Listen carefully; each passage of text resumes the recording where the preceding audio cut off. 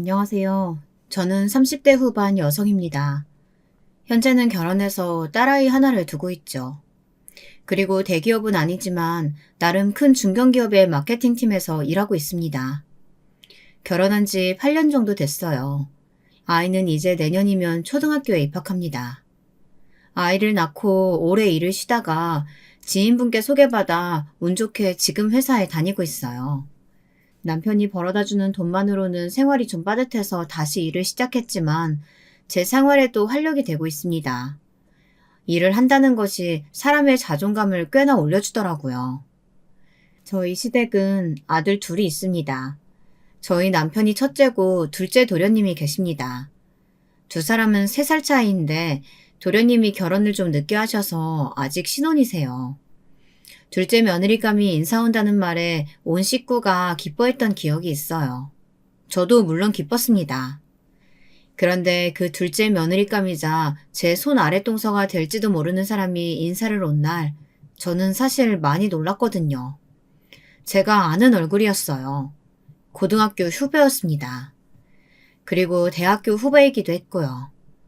반가움에 아는 척 했을 거라고 많은 분들이 생각하시겠지만, 저는 아는 척 하지 않았어요. 왜냐면 그녀의 과거가 굉장히 화려했기 때문입니다. 그녀는 저를 모르는 듯 했어요. 당연한 일이었습니다. 동급생도 아니었던 데다가 유명세를 날렸던 그녀와 달리 저는 그냥 평범한 학생이었거든요. 이 모든 이야기를 하려면 일단 그녀의 화려했던 과거 이야기부터 시작해야겠군요. 화려했다기보다 사실 많은 사람에겐 악몽과도 같은 과거긴 하죠. 본인은 어떻게 생각할지 모르겠지만 말입니다. 앞서 말씀드렸듯 저는 정말 지극해도 평범한 학생이었어요. 그냥 평범한 외모에 평범한 성격, 눈에 띄지도 않고 조용조용히 그다지 남들에 비해 잘난 것도 그렇다고 못난 것도 없는 특별할 게 없는 정말 평범한 학생이었습니다. 아마 친한 친구들 몇몇을 제외하면 저 같은 학생이 있다는 것도 모르는 사람들이 훨씬 많을 거예요. 이 정도면 제 소개가 됐을 것 같네요. 하지만 그 친구는 그런 저와는 아주 많이 다른 친구였습니다. 일단 외모부터가 눈에 띄었어요. 예뻤거든요. 거기서만 그 친구의 명성이 그쳤다면 참 좋았을 텐데 그렇지 않았습니다. 예쁜 얼굴과는 달리 성격은 정말 악명이 높았어요. 그래서 그녀의 얼굴을 보고 접근했던 남자 학생들도 이름을 들으면 뒷걸음질 치곤 했습니다. 같은 학교는 물론이고 근방에 그 친구 이름을 들어보지 않은 사람이 없을 정도였어요. 그만한 유명세에는 다 이유가 있긴 했습니다.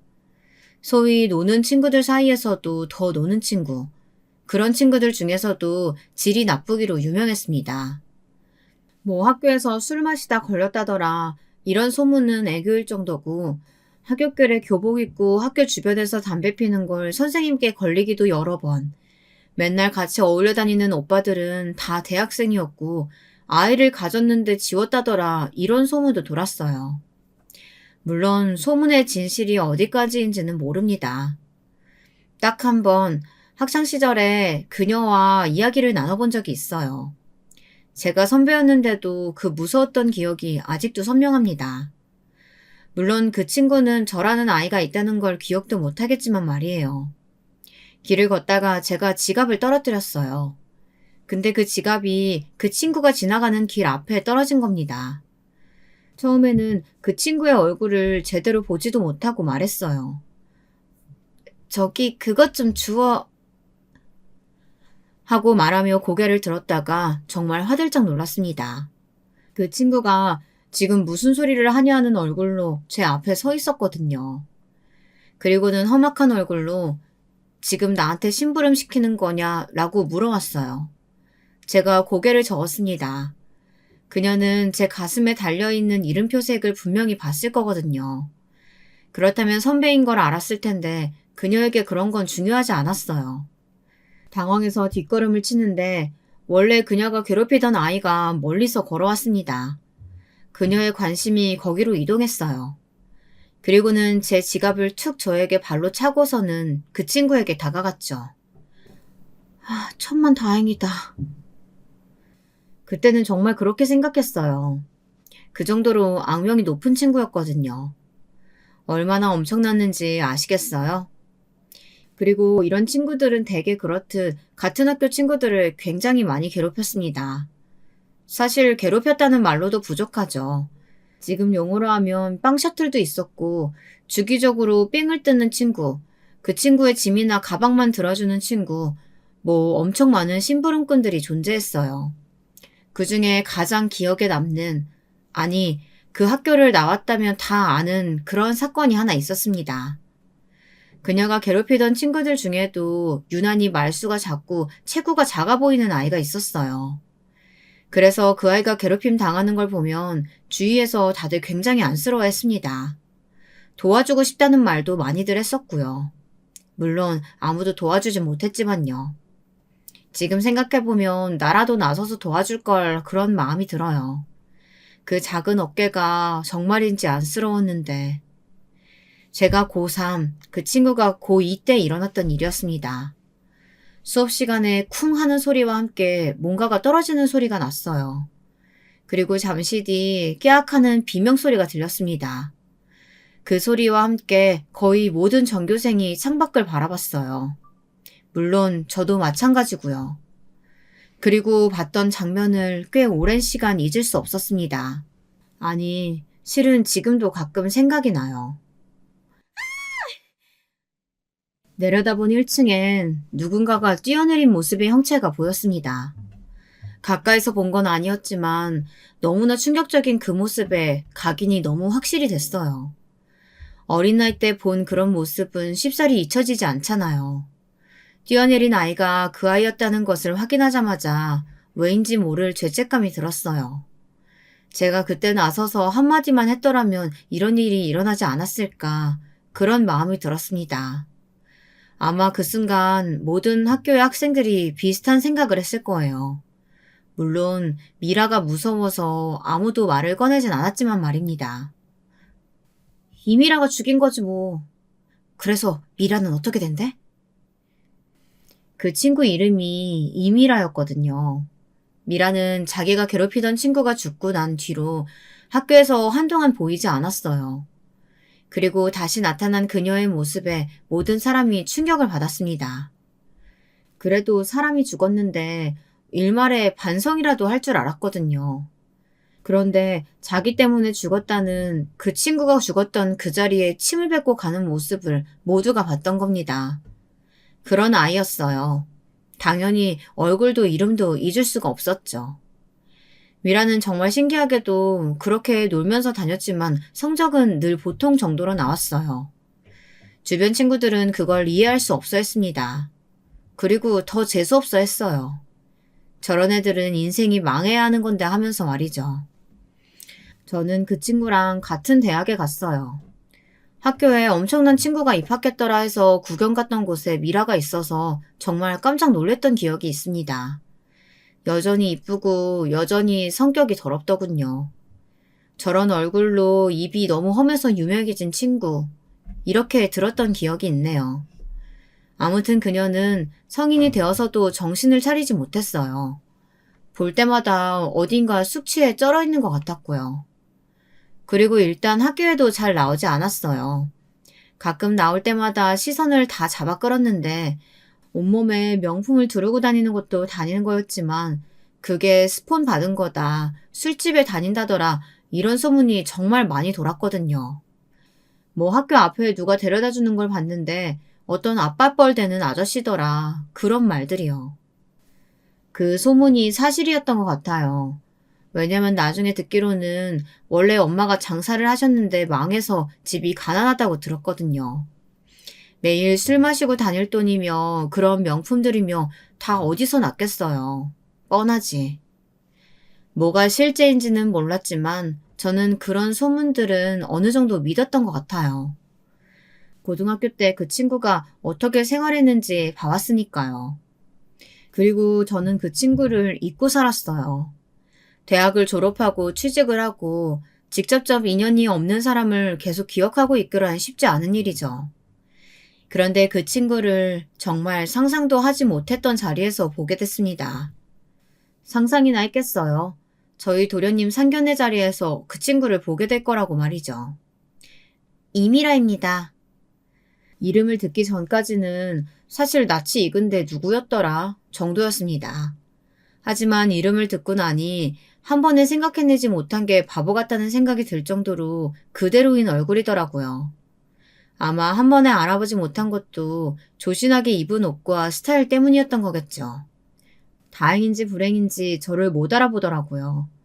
뭐 당연한 일이긴 했습니다. 저도 그래서 모른 척 했어요. 처음에는 과거가 워낙 화려한 친구였던지라 말해야 하나 싶었지만 사람이 변했을지도 모를 일이었고 또 괜히 나서서 결혼을 파토내는 것도 용기가 안 났고요. 그리고 만약에 파토가 나지 않는다면 저만 이상한 사람이 되는 거니까요. 다만 친구들은 엄청 걱정하더라고요. 저도 걱정이 안 되는 건 아니었어요. 하지만 같이 밥을 먹고 몇 번을 만나면서 별 문제가 없었기에 안심했습니다. 딱히 학교가 어디인지, 고향이 어디인지 말하지 않길래 물어보지도 않았어요. 괜히 안다고 생각하면 저를 불편하게 생각할 수도 있으니까요. 결혼식 날 작은 이슈 아닌 이슈가 있긴 했습니다. 이건 저만 아는 사실인데 결혼식장에 그 친구 어머니가 찾아왔어요. 그 죽은 아이 말입니다. 사실 처음 알아본 건 제가 아니긴 했어요. 제 친구가 와서 말해주더군요. 야, 저기 저 아줌마, 우리 고등학교 때 자살했던 그 친구 있잖아. 그 친구 어머니 같은데? 놀라서 봤더니 그분이 결혼식장 안으로 들어오고 계시더군요. 너무 놀라서 그 자리에서 굳었습니다. 쟤 결혼한다는 거 알고 파토내러 오신 거 아니야? 그 말을 듣는데 등골이 서늘하더군요. 뭐 제가 이 결혼을 반드시 사수해야 한다 이런 의무감이 있는 건 아니었지만 그래도 집안 어르신들이 다 있는 자리에 그런 일이 일어나서는 안 된다는 생각이 들었습니다. 그래서 그분에게 다가가 말을 걸었어요. 안녕하세요. 혹시 오늘 여기 신부 찾아오셨어요? 저를 빤히 보더니 그렇다고 말씀하시더군요. 그래서 제가 조용히 커피 한 잔을 하자고 말했습니다. 누구시길래 제 얼굴을 알아요? 혹시 그년 친구예요? 아니요. 저는 찾아오신 그 신부 동서될 사람이에요. 근데 나를 알아요? 같은 고등학교 나왔어요. 그러면서 사정을 이야기했죠. 원래는 그 친구와는 안면이 없었던 사이였는데 나도 상견례 날 보고 놀랐다고요. 그랬더니 왜 말리지 않았냐 그러시더군요. 그런 사람이 손 아래 동서로 들어오게 생겼는데 그걸 보고만 있었냐고요. 그래서 좋게 말씀드렸어요.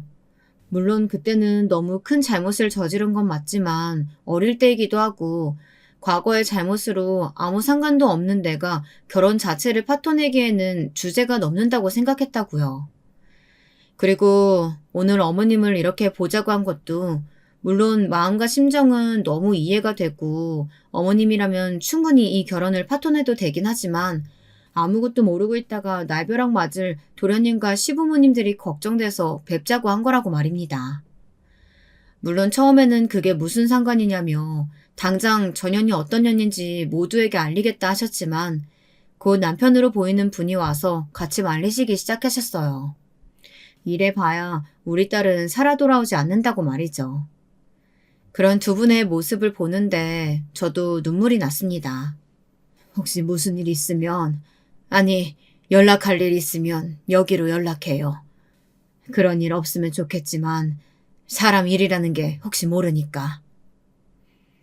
주신 연락처를 휴대폰에 저장했어요.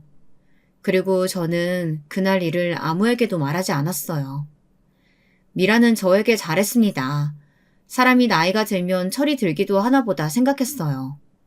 시부모님도 알아서 챙기고 집안에 무슨 행사가 있으면 제일 먼저 와서 준비를 했고요. 일을 하는 저와 달리 자신은 지금 일을 쉬고 있으니 자신이 하는 게 당연한 거라고 말이죠. 제가 당한 일이 아니니 한발 물러서서 생각하게 된 것도 있었던 것 같아요. 사실 그 정도로 나쁜 아이는 아닐 수도 있다고요. 하지만 그건 제 착각이었습니다. 처음 쎄함을 느낀 건 어머니 생신이었어요. 분명히 생신에 모시기로 한 식당이 있었는데 거길 자기 임의로 취소하고 다른 식당으로 예약을 잡았더라고요. 그리고는 제가 예약한 식당보다 이 식당이 비싸고 더 좋고 예약하기도 힘들다는 사실을 은연중에 어필하는 거예요. 그래서 기분이 살짝 나빴지만 그냥 예약 잡기 힘든 식당을 잡아서 기분이 좋은가 보다 했습니다. 하지만 그 후로도 그런 찜찜한 일들이 몇 번 계속됐어요. 제가 늦은 거를 일부러 다 듣게 말한다거나 실수를 그냥 넘어가지 않고 꼭 어르신들 있을 때 이야기하는 부분이 말입니다. 그래서 하루는 물어본 적도 있어요.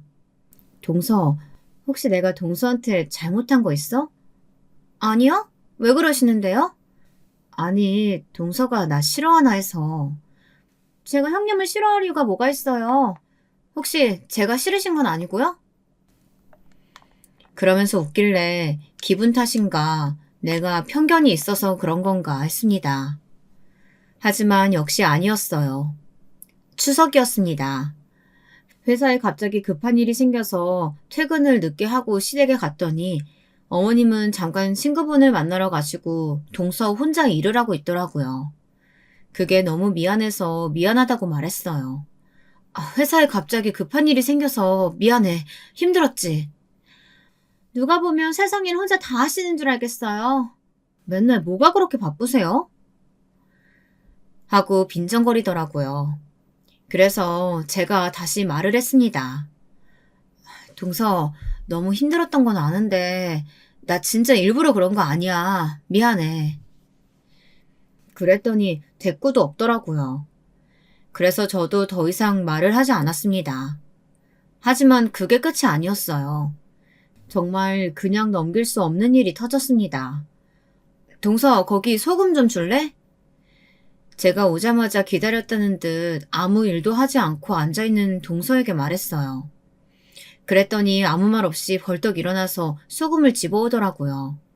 그래서 손을 내밀었습니다. 하지만 그녀는 저에게 소금을 쥐어줄 생각이 처음부터 없었어요.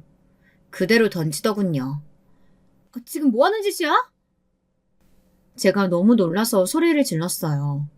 그러자 픽 웃더니 그대로 제 뺨을 내리쳤습니다. 이게 손이똥사라고 봐주니까 끝을 모르네. 뭐? 진짜 성질 죽이고 살랬더니 용 안 도와주네 정말. 야, 너만 이래? 어? 내가 너보다 일 더 하잖아 지금. 사실 그것도 아니었어요. 집안 행사 같은 건 한 번씩 번갈아 가면서 했고 명절 때도 오히려 제가 더 했습니다. 큰며느리라는 이유와 또 아버님이 제 음식을 좋아하셔서요. 아니, 이번 한 번 늦은 거잖아. 그리고 평소에 일은 내가 더 했는데 그게 무슨 소리야? 야, 네가 큰며느리인데 네가 더 하는 건 당연하지. 근데 오늘 연락도 없이 늦었잖아. 그리고는 뭐? 소금을 달라고? 내가 네 심부름꾼이야? 어디서 감히 누구한테 심부름을 시켜? 동서가 앉아있으니까 달라고 한 거지. 소금 달라는 말도 못해? 그게 심부름이라니 같이 하는 거지. 이 쌍년이 진짜 어디서 자꾸 말대답이야. 진짜 뒤지고 싶어? 쌍년이라니 무슨 말을. 씨발 안 닥쳐? 시끄럽단 말이잖아. 그러면서 제 이마를 손가락으로 밀더군요. 그때 마침 도어락이 열리는 소리가 났습니다. 그 소리를 듣자마자 동서는 표정이 바뀌더군요. 그리고는 제게 낮게 속삭였습니다. 혼자 정신 나간 미친년 만드는 거 나한테 일도 아니니까 닥쳐라, 어? 무슨 정신으로 그날 요리를 했는지 정말 모르겠어요. 아까 그 일은 없는 일이라는 듯 저에게 형님 거리고 시부모님에게 애교 부리는 동서를 보면서 멍했습니다. 당신 오늘 왜 그렇게 넋이 나가 있어? 무슨 일 있어? 당신 도련님 부인 어떤 사람 같아? 재수씨? 애교 많고 어머님 아버님께 잘하는? 당신은 좀 무뚝뚝하잖아. 그래서 그런지 아버지가 좋아하시던데? 그랬습니다. 저는 좀 무뚝뚝한 편이고 그 친구는 애교가 많은 편이었어요. 시부모님들이 처음부터 마음에 들어하는 게 느껴졌어요. 아마 그래서 제가 더 이야기를 못하는 것도 있을 겁니다. 집으로 가는 길에 남편에게 오늘 있었던 일과 그 친구의 정체에 대해 말했어요. 그랬더니 남편이 너무 놀라면서 왜 진작 말하지 않았느냐고 그러더라고요. 그랬으면 이 결혼을 말렸을 거 아니냐고요. 생각해보니까 결국은 그 원망을 들을 것 같더라고요. 남편도 미리 말해주지 않은 거에 대해서 동생과 부모님이 너를 원망할 수도 있다고 말해서 일단은 납득을 했습니다. 그리고는 집으로 돌아와서 곰곰이 생각했어요. 어떻게 하면 그 원망을 듣지 않고 저 친구 정체를 밝힐 수 있을지 말이에요. 그걸 고민하고 있는 찰나에 일이 한 번 더 일어났어요. 이번에는 아버님 생신이었습니다. 집에서 집밥을 드시고 싶다는 아버님 말에 음식을 하고 있는데 자꾸 저보고 일을 떠넘기더라고요. 동서도 좀 해. 제가 그렇게 말했더니 기가 차하더군요. 저 누구 심부름하고 그럴 사람 아니라는 거 말씀드렸을 텐데요. 멍청한 형님? 왜? 누구 심부름 시킬 사람은 되고? 그 말에 무슨 소리 하냐는 듯 저를 쳐다보더라고요. 그래서 말해줬습니다. 우리 고향이 같다고 내가 말했던 적 있었던가? 갑자기 그게 무슨 개소리세요? 여기서 고향 얘기가 왜 나와요? 경정고등학교. 고등학교 이름을 말하니 동서의 눈이 커지더군요. 계속 말을 이어갔습니다. 내가 거기 15회 졸업생이야. 동서는 아마 16회 졸업생이겠지. 나보다 한 학년 아래였으니까. 제가 무슨 말을 할지 다 아는 것 같더라고요. 그래서 뭐요? 뭐 고등학교 때 좀 논 걸 가지고 그거 안다고 협박이라도 하려고요? 좀? 좀 놀았어, 동서가? 사람이 죽었잖아. 동서 때문에.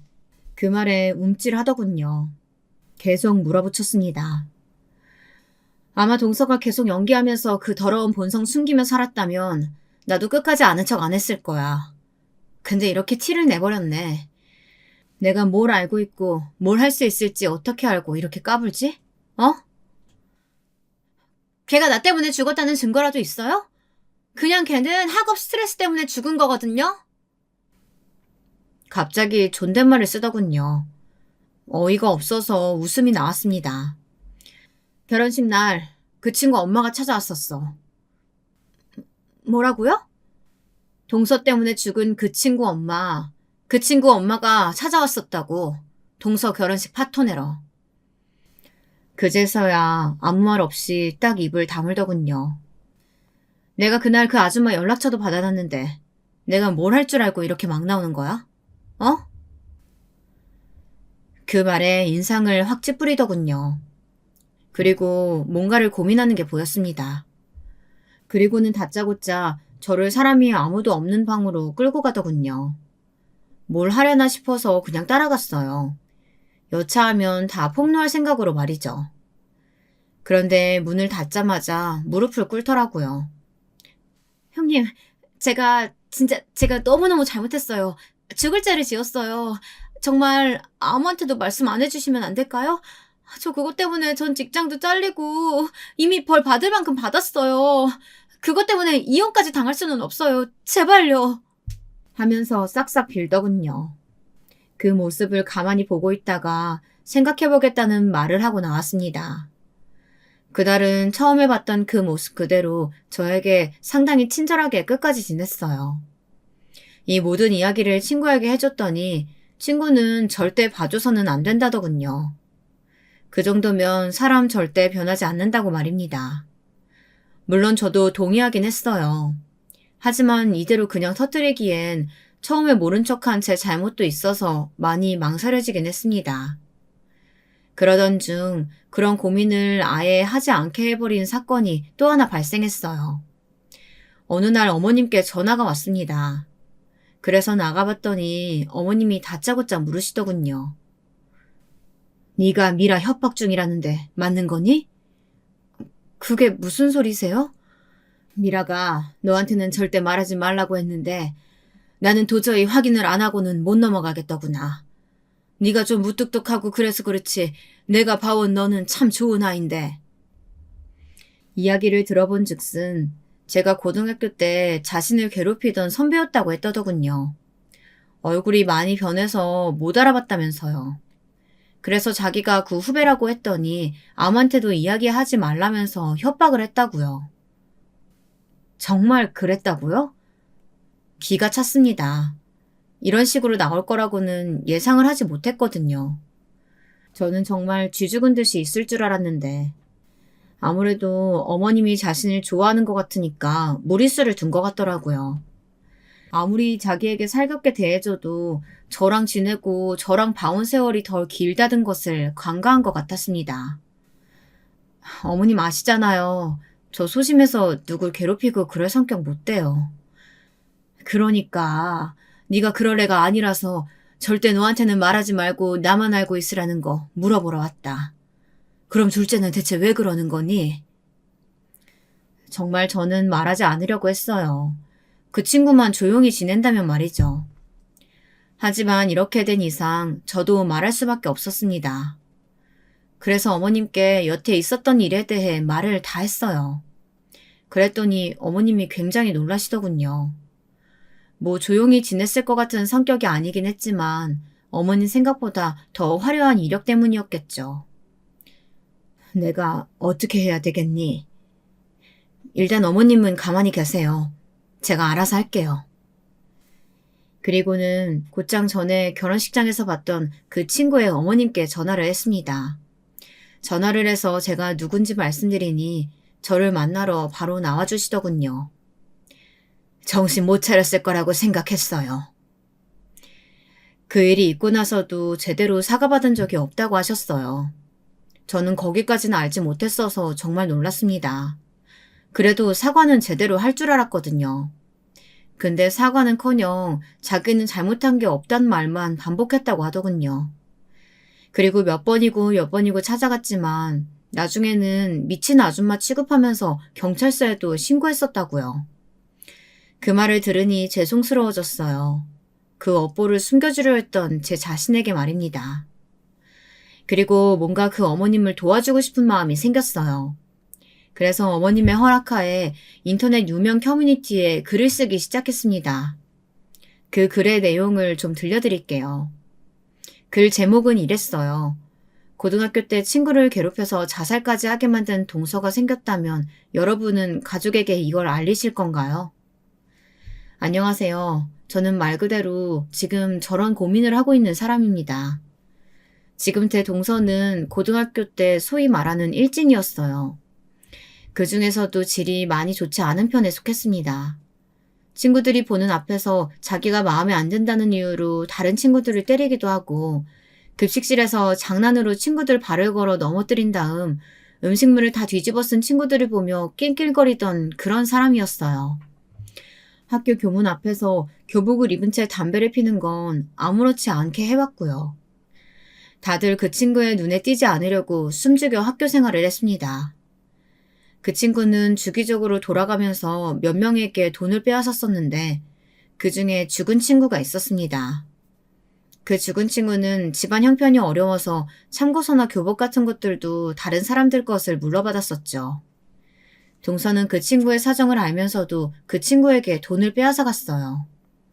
알바를 해서 동서에게 돈을 주던 그 친구가 어느 날은 더 이상 알바를 할 수 없게 되어 동서에게 돈을 줄 수 없다고 하자 정말 모든 전교생이 보는 앞에서 그 친구의 가난함을 조롱하고 이미 해질 대로 해진 교복을 잡아 뜯었어요. 그 친구는 모두가 수업하던 중이었던 오후에 옥상에서 몸을 던졌어요. 저는 그 친구의 한 학년 위라 직접적인 괴롭힌 수위는 전달받은 것들이 많지 않습니다. 하지만 뚜렷하게 기억이 나는 한 가지는 그 친구가 뛰어내렸던 그날의 모습이었어요. 그 기억은 정말 한동안 잊을 수 없을 만큼 충격적이었습니다. 그런 사람이 제 동서예요. 처음에는 세월이 세월인지라 못 알아봤었는데 이름을 듣는 순간 알았습니다. 그때 그 사람이라는 걸 말이죠. 결혼을 말려볼까도 고민했지만 이미 신뢰를 얻은 사람의 과거 허물을 함부로 밝히는 게 망설여졌어요. 제가 그렇게 고민하는 사이 도련님은 동서와 결혼을 하고 신혼살림을 차렸습니다. 그 이후에도 걱정스럽긴 했으나 동서는 저와 시어머니에게 무척 잘했기 때문에 이 사람이 변했나 보다 그냥 그렇게 가볍게만 생각했어요. 사람은 그렇게 쉽게 변하지 않는다는 것을 알았으면 좋았겠지만요. 그때는 미처 몰랐습니다. 동서가 변하지 않았다는 걸 알게 된 건 제가 회사 일 때문에 명절 음식을 하던 날 조금 늦게 갔을 때였어요. 그동안은 정말 맹세코 한 번도 그런 일이 없었는데 그날은 어쩔 수 없이 늦게 도착했습니다.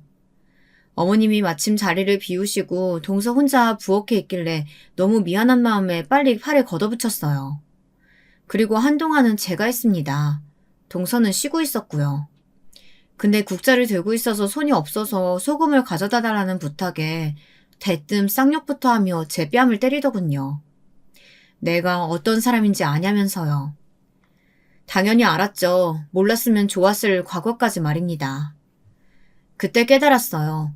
사람은 쉽게 변하는 게 아니고 동서 또한 하나도 변하지 않았다는 사실을 말입니다. 그 순간 뼈저리게 후회가 되더군요. 왜 이 결혼을 진작에 말리지 않았는지 대해서 말입니다. 사실 도련님의 결혼식 날 어디서 소식을 들으셨는지 죽은 그 친구 어머님이 결혼식장을 찾아오셨거든요.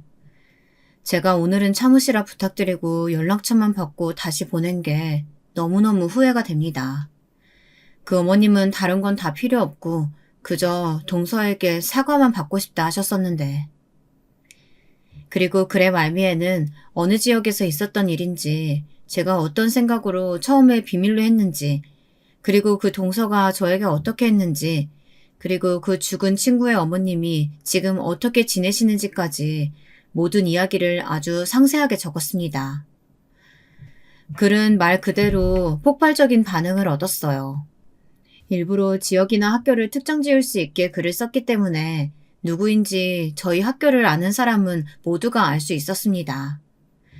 그리고 며칠 뒤 그 글을 읽었는지 동서에게 전화가 왔어요. 비밀로 한 거 아니었어요? 지금 이게 뭐 하는 짓이에요? 그건 네가 뒤에서 딴짓 안 할 때 이야기지. 너 어머님한테도 이상한 소리 했다며? 말도 안 되는 이야기 꾸며가면서. 어머니가 아무리 너를 이뻐하는 것 같아도 나랑 지낸 세월이 더 긴데 누굴 더 신뢰하겠니? 나한테 와서 물으시더라. 그게 진짠지. 그럼 내가 그걸 들었는데 모른 척하고 그냥 당해줄 줄 알았니? 그래도 이런 식으로 폭로를 하실 필요는 없었잖아요. 그냥 가족들한테만 처음엔 말할 생각이었는데 그 어머님 만나고 생각이 바뀌었어. 한 번도 제대로 사과한 적 없다면서. 그렇게 말했더니 이를 악무는 게 보이더라고요. 그리고는 결국 자기 분을 못 누른 듯 막 소리 지르기 시작했습니다. 미친년이 존나 지 일도 아닌데 왜 나서서 오지랖이야? 야, 너 진짜 죽고 싶어? 그러면서 갑자기 제 머리채를 잡더군요. 사람들이 보던 말던 신경 쓰지 않는 것 같았습니다. 머리 놔. 안 놔? 너 같은 애들은 맞아야 정신을 차리지. 내가 한두 번 봐주면 주제도 모르고 기어오르는 애들. 주제? 나랑 지금 일진놀이 하니? 집어를 걔 못 준다더니 아직도 이러는 거야? 뭐? 말 다 했어? 사람들이 하나둘 몰려들기 시작했어요. 대낮에 머리채를 붙잡고 있는 여자 둘이라니 좋은 구경거리긴 했죠. 동서는 제 머리를 놓을 생각이 없어 보였습니다. 근데 문제는 그 커피숍이 저희 집과 시댁의 주변이었고 그 장면을 어머님과 어머님 친구분들이 지나다가 우연히 보셨다는 겁니다. 어머, 너네 지금 여기서 뭐 하는 거니? 그 소리에 놀라서 보니 시어머님이 정말 놀란 것 같은 얼굴로 저희를 보고 계시더라고요. 동서가 움찔하는 게 느껴졌습니다. 제 머리채를 잡고 있는 손에서는 힘이 풀리더라고요. 제가 그 손을 풀고 머리를 정리했습니다. 그리고 너무 민망한 상황이었지만 애써 웃으며 인사를 했어요. 너네 둘, 오늘 집으로 좀 오거라. 그리고는 굳은 표정으로 돌아가셨어요. 동서가 큰일 났다는 얼굴로 머리를 쥐고 뜯더군요. 나이를 먹었으면 감정을 좀 다스릴 줄도 알아야지. 이게 뭐야? 스스로 다 자폭한 꼴이잖아. 그렇게 말해주고는 돌아서서 나왔습니다. 그리고는 남편에게 전화해서 오늘 있었던 일에 대해 이야기를 했어요. 그랬더니 자기도 온다고 하는 걸 겨우 뜯어말렸습니다. 집에 잠깐 들러서 옷과 머리를 단정히 정리하고 어머님 집으로 갔어요. 어머님이 굉장히 심란한 얼굴로 앉아 계셨습니다. 그 말이 다 사실이냐? 어머님은 동서에게 그 질문부터 하시더군요. 동서는 한숨을 푹 쉬더니 말을 시작했습니다. 제가 고등학교 때 친구들 사이에서 유명했던 건 맞아요. 소위 말하는 노는 학생이었던 것도 맞고요. 그런데 저 때문에 누군가 죽었다거나 사람을 때렸다거나 그런 일은 없었습니다. 학교 가서 확인해 보셔도 돼요. 만약에 제가 정말 그 정도로 악질인 학생이었다면 생기부나 학폭위 같은 것도 열렸겠죠. 하지만 저는 그 학교 다니면서 3년 동안 아무 일 없이 잘 다니고 졸업했어요. 물론 좀 유별난 학생이었던 건 맞지만 그 정도는 절대 아니었습니다. 믿어주세요. 전화기요? 네, 안 갔겠죠. 끝까지 자기가 괴롭혀서 그런 게 아니고 그 친구가 자기 문제로 죽었다고 했고 동서가 무서워서 그 누구도 증언을 해주지 않았으니 경찰도 학교도 마땅한 증거가 없었거든요. 게다가 학교는 이 일이 커지는 게 무서워서 덮어주기도 했고요. 그걸 이런 식으로 자기 변명하는 데 써먹더라고요. 그런 모습을 보고 도저히 참을 수가 없었습니다. 그럼 내가 거짓말을 했다는 거네? 제 뭐가 마음에 안 드시는지 모르겠지만 형님도 그만하세요. 말씀해 주시면 제가 앞으로 고칠게요. 정말 어이가 없다는 말은 이럴 때 쓰는 거였더라고요. 그럼 누구 말이 맞는지 앞으로 보면 알겠네. 그리고는 어머님께 인사를 하고 그 자리를 나왔습니다. 그 이후로 어머님은 저에게 따로 연락하시진 않으셨어요. 나중에 들으니 그땐 정말 어머님도 혼란스러워서 판단이 제대로 안 섰다고 하셨더라고요. 동서 이야기를 들으면 그 말도 맞는 것 같아서요. 뭐 이미 본 며느리라 최대한 긍정적으로 생각해 보려고도 하신 거였겠죠. 제 말이 맞다는 게 모두에게 증명된 건 생각보다 오래 걸리지 않았습니다. 제가 올린 글에 정말 수백 개의 댓글이 달렸어요. 동서가 그 글을 지우라는 협박성 문자도 보냈지만 지우지 않은 보람이 있었죠. 댓글로 그 글의 주인공을 알아챈 사람들의 폭로가 시작되었습니다. 아, 그 학교 걔? 걔 근방에 모르는 애가 있었나? 걔한테 삥 한 번 안 뜯겨본 애가 있어? 죽어도 애는 돈 없다고 그렇게 빌었는데 그래도 안 주면 때렸잖아. 난 걔한테 머리채도 잡혀본 적 있어. 나는 걔 빵셔틀이었어. 그녀는 내 이름도 기억 못하겠지. 이런 폭로들이 이어지고 댓글에 사람들끼리 서로 만나서 이야기하자고 자기들끼리 이야기가 나올 때쯤 동서가 찾아왔어요. 그리고는 그 글을 내리지 않으면 고소를 하겠다더군요. 그래서 하라고 했습니다. 제가 그렇게 나올 줄은 몰랐는지 당황하더라고요. 그리고 얼마 뒤 그 죽은 아이의 엄마에게서 전화가 왔습니다. 그 글을 읽으신 것 같더라고요. 그리고 고맙다고 하시더군요. 아이 선생님이 그 글을 읽고 연락을 주셨는데 그땐 너무 죄송했다고 하셨다고요. 뒤늦게라도 사과를 받아서 너무 다행이라고 말이죠. 그리고 곧 동서의 피해자들의 모임을 가졌는지 단체로 폭로하는 글이 올라왔어요. 그 글에는 동서의 행위에 대한 디테일한 묘사들이 있었습니다. 어떻게 괴롭혔는지, 그때 본인들이 어떤 심정이었는지 그런 것들 말이에요. 그 글의 반응은 제가 올린 글보다 더 폭발적이었습니다. 당연히 그럴 수밖에 없었죠. 직접 피해를 입은 피해자들의 증언이었으니까 말이에요. 그 글의 내용은 이러했어요. 저는 그 친구의 소위 말하는 빵 셔틀이었습니다. 1분 내로 빵을 사오지 않으면 정말 뺨을 10대 이상 맞았어야 했어요. 아직도 그 친구에게 뺨을 맞는 꿈을 꿉니다. 저에게는 그런 악몽을 만들어줘 놓고 자기는 시집가서 편하게 살 생각했다는 게 너무 괘씸하네요. 저는 그 친구의 가방을 들어주는 담당이었어요. 어느 날은 그 친구가 던진 가방을 제대로 받지 못해서 바닥에 떨어뜨린 적이 있거든요. 저는 정말 그날 제 가방이 그 친구의 손에 찢겨진 건 물론이고 그 친구의 가방을 새 것으로 사주다 못해 며칠을 머리를 뒤뜯겨야 했습니다. 생각만 해도 열받는다고 그러면서요. 등등의 폭로들이 담겨있는 글이었어요. 한두 명이 아니었습니다.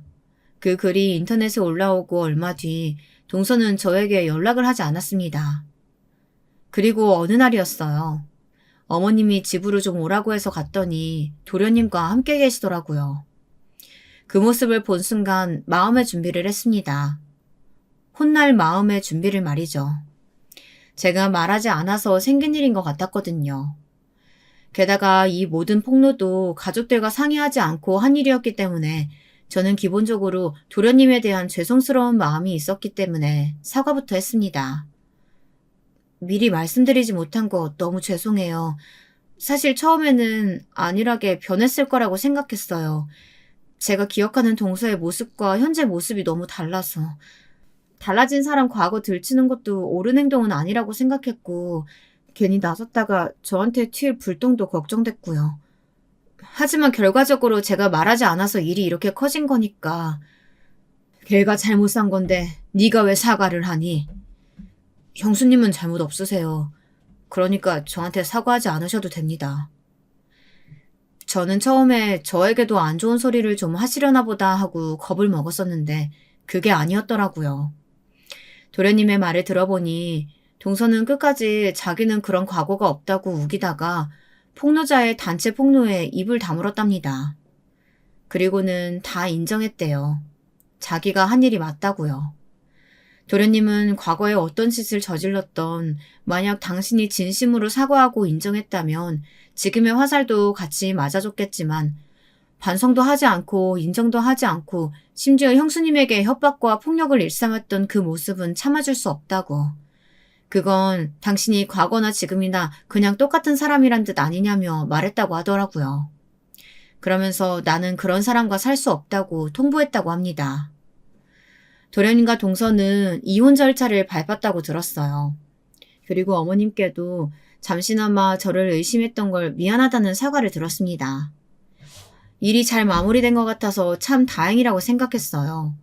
사실 저희 가족들은 잘못한 거 하나 없이 가만히 있다가 날벼락을 맞은 거잖아요. 제가 조금 더 신경 썼어야 하는 건데 그런 죄책감이 들었습니다. 동서의 일은 점점 더 커졌어요. 그때 당시에 입을 다물었던 선생님이 양심선언을 하시고 그 양심선언이 또 많은 사람의 관심을 받으면서 동서의 일은 방송도 탔습니다. 그야말로 전국구 유명 인사가 된 거죠. 도련님과 이혼이 확정되던 그날이었어요. 집으로 동서, 아니 미라가 찾아왔습니다. 다 너 때문이야. 다 저 때문이라고 하더군요. 그래서 사실을 말해줬습니다. 이건 네가 만든 미래야. 네가 과거에 그렇게 살지 않았다면 이런 일은 일어나지 않았을 거야. 네가 그렇게 살았기 때문에 이런 일이 일어난 거지. 나 때문이 아니라는 말이야. 너만 입 다물었으면 아무도 몰랐을 거야. 과연 그랬을까? 언젠가 모두가 알게 됐을 거야. 네 결혼식장에서도 내가 막지 않았으면 그 친구 어머님이 다 이야기했을 거고. 아니야? 미라는 이를 악물더니 한참을 그 자리에서 저를 노려보더군요. 그리고 자리를 떠났습니다. 그리고 한동안은 소식을 들을 수 없었어요. 도련님과도 이혼을 했고 저도 그 글은 내린 상태라 이제 만날 일이 없다고 생각했습니다. 하지만 그 친구의 소식을 알게 된 건 뜻밖의 사람에게서였어요. 바로 그 죽은 친구의 어머니였습니다. 사과를 하러 한 번은 찾아올 줄 알았는데 끝내 찾아오지 않았다고 하더군요. 그리고 자신에게뿐만 아니라 그 폭로글을 올린 동창들에게도 말이죠. 한 번을 찾아오지 않았다고.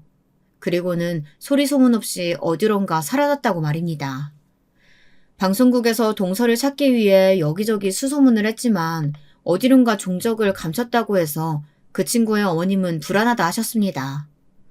혹시 동서가 잘못된 선택을 할까봐 말이죠. 똑같은 선택하라고 이렇게 내몬 건 아니라서요. 저는 그저 우리 딸애를 그렇게 한 걸 사과받고 싶었을 뿐인데. 혹시나 그런 일이 있다고 하더라도 그건 절대 어머님 탓이 아니라고 그렇게 말씀드리고 헤어졌습니다. 집으로 와서 동서의 번호에 전화를 해봤더니 없는 번호라고 하더군요. 도련님 역시 행방을 모른다고 하시더라고요. 그렇게 그 동서는 자신을 아는 모든 사람에게서 종적을 감췄습니다. 마치 원래 없던 사람인 것처럼 말이죠. 시간이 꽤 흐르고 그 일이 있었다는 것도 아, 그때 그랬지 정도로 여길 수 있을 그럴 때였어요. 잊고 있던 동서의 소식을 들을 수 있었습니다. 야, 이미라 결혼하는 것 같은데? 그녀가 결혼을 한다는 소식이었습니다. 친구가 자신의 직장 동료에게서 청첩장을 받았는데 거기 인쇄되어 있는 여자가 아무래도 이미라 같다는 이야기였습니다. 처음에는 이름도 얼굴도 달라서 아무 생각 없었는데 보다 보니까 낯이 익은 거야. 이거 아무리 봐도 이미라 같아. 그리고 전달받은 청첩장의 사진은 제 전 동서가 맞더군요. 물론 성형을 했는지 얼굴이 꽤나 달라져 있었지만 그녀가 확실했습니다. 정말 기가 차더라고요. 그녀가 혹시 잘못된 선택을 했으면 어쩌나 그걸 바란 건 아니었는데 하시며 전전긍긍하시던 그 친구의 어머님 얼굴이 떠올랐습니다. 그래도 일단 확실하게 하기 위해 몰래 그 친구의 뒤를 밟았어요. 물론 그러면 안 된다는 건 알지만 그 친구가 맞는지 확인을 해야 하니까 말입니다. 동서는 정말 완전히 신분을 바꾼 듯 보였습니다. 멀리서 보니 스타일도 얼굴도 완전 다른 사람이더라고요. 그래서 알아차리는데 시간이 좀 오래 걸렸습니다. 우연히 말을 하는 걸 들었는데 목소리는 바꿀 수 없었는지 그대로더라고요. 그래서 알게 됐어요. 사연을 알고 보니 동서는 다른 지역으로 이사를 가 개명을 하고 얼굴을 고쳤더라고요. 그리고는 학력까지 위조해서 그곳에서 터를 잡고 살았다고 하더군요. 그러다가 직장 동료가 소개시켜준 사람과 소개팅을 했는데 그 청년이 동서를 너무 마음에 들어해서 사귀게 되었다고 말입니다. 그 남자가 제 친구의 직장 동료라는 사실은 그 친구가 동서와 같은 고등학교를 다닌 사람일 거라는 건 동서도 예상하지 못한 부분이었겠죠. 세상 정말 좁아요. 그쵸? 친구가 그 직장 동료이자 동서의 새 남편이 될 사람에게 떠보듯 물어봤다고 합니다. 부인 될 분은 어떤 분이셔? 착하고 이쁘고 어쩌다 이런 사람이 나에게 왔을까 싶을 정도로 좋은 사람이에요. 제가 너무 복이 많아요. 라고 하더랍니다.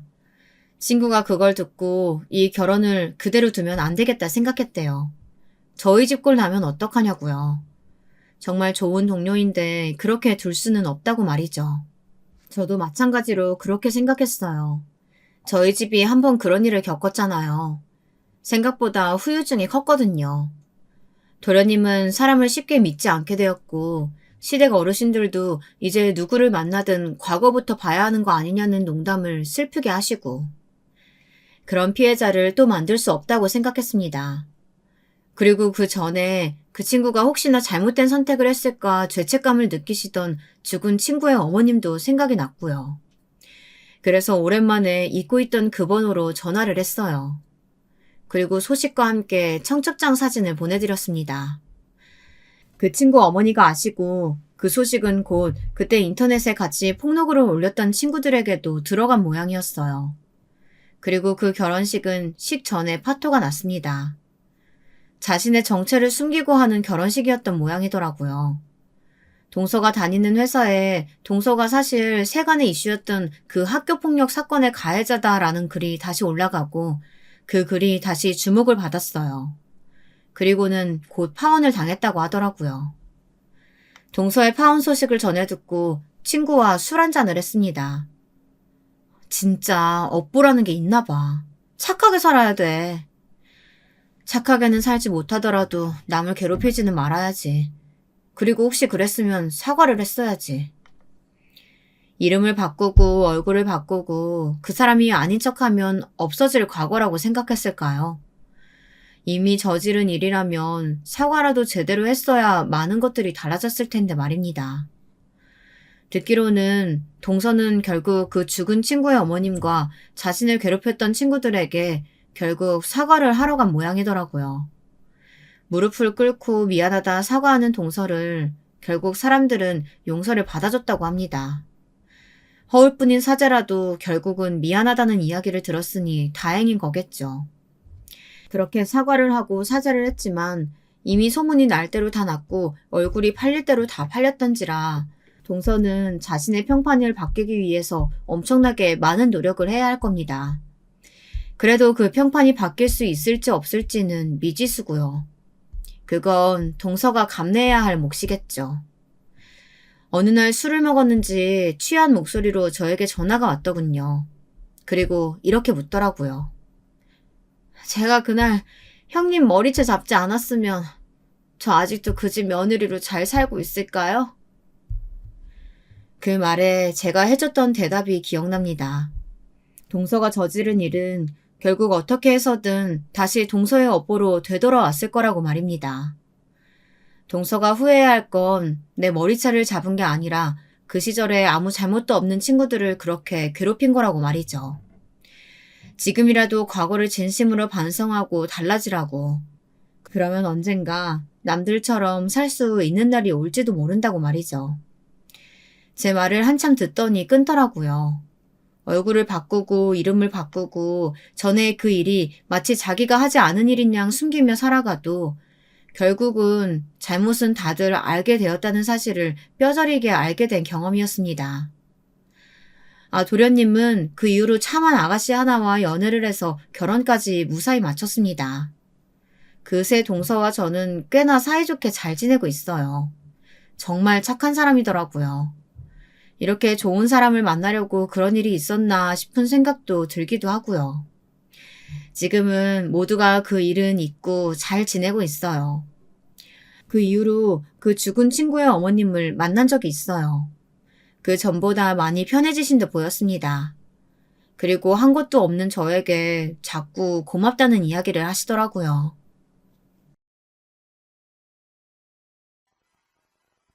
안녕하세요. 저는 30 넘은 여성입니다. 요즘 날씨도 춥고 코로나 때문에 바깥에 못 나가고 있는데 사연 유튜브 덕분에 심심하지 않게 지내고 있어요. 제 사연도 한번 들어보시면 좋을 것 같아서 써봅니다. 저는 결혼한 지 5년 정도 되었어요. 그런데 결혼 자체를 후회하는 것은 아닌데요. 결혼한 시댁이 너무 별로라서 결혼한 게 힘들 때는 많이 있었어요. 사실 사연 유튜브 보시는 분들은 다 비슷한 사정이 있는 분들이 많으시겠지만 저도 시어머니하고 트러블이 참 많았거든요. 사실 별로 트러블이 있을 만한 상황도 아니었는데 시어머니 성격이 정말 굉장히 평균에서 벗어나 있어서 문제가 있기도 했어요. 저희 시어머니는 굉장히 의심도 많고 자린고비 같은 분이세요. 그러니까 본인을 포함해 자기가 아끼는 사람들한테는 돈을 너무 잘 써서 문제고 그렇지 않은 사람들한테는 너무 안 써서 그리고 자기한테 당연히 돈을 줘야 한다고 생각해서 문제이신 분이었죠. 시어머니는 딱 자기 친정 남동생만 예뻐하시더라고요. 남편한테 외삼촌 되시는 분이죠. 남편은 형제가 셋 중 둘째인데 그래도 시아주버님은 시어머니가 많이 편애를 하셨어요. 도련님은 막내라고 또 편애하셨던 것 같고요. 다만 남편은 둘째라서 좀 샌드위치처럼 낑겨 있는 위치여서 여러모로 손해를 많이 보았던 것 같아요. 지금도 그렇고요. 그런데 남편은 워낙 무던하고 느긋한 성격이라 그런 것에 그다지 구애받지 않았고 지금도 별로 신경을 쓰지 않아요. 당연히 남편과 결혼한 저 역시도 홀대의 대상이었죠. 아니, 저는 홀대의 대상이었다기보다는 시어머니가 마음대로 컨트롤하고 벗겨먹는 대상이었다고 하는 게 낫겠네요. 저희는 남편이 둘째였는데도 제일 나중에 결혼했는데 그래서인지 아주 시어머니가 저를 쥐잡듯이 잡는데 이골이 나 있으시더라고요. 며느리 다루는데 아주 정통에 계셨던 거였죠. 어느 정도였냐면 시어머니는 제가 가계부 안 쓰는 걸 알고 정말 엄청나게 혼내셨어요. 그러면서 저한테 할부 같은 건 쓸 생각도 하지 말라고 하셨어요. 그리고 자리에 앉은 채로 당장 네 지갑 가져와라. 가져와서 카드 전부 쏟아내라 하시고서는 그 앞에서 카드를 가위로 자르셨죠. 저는 너무 충격적이라서 지금까지도 기억이 나네요. 아무 생각 없이 카드를 다 보여드렸더니 큰 가위를 가져와서 죄다 조각조각 잘라버리시던 손끝이요. 잘 살려면 무엇보다 절약이다 절약. 네 남편 내 아들이지만 그리 능력이 좋은 애가 아니야. 걔는 월급쟁이다. 어차피 버는 거야 거기서 거기니. 꼭 돈을 아주 잘 아껴야 지금 우리처럼 서울에 집도 사고 잘 살게 되는 거다. 시어머니는 일장연설을 늘어놓으셨어요.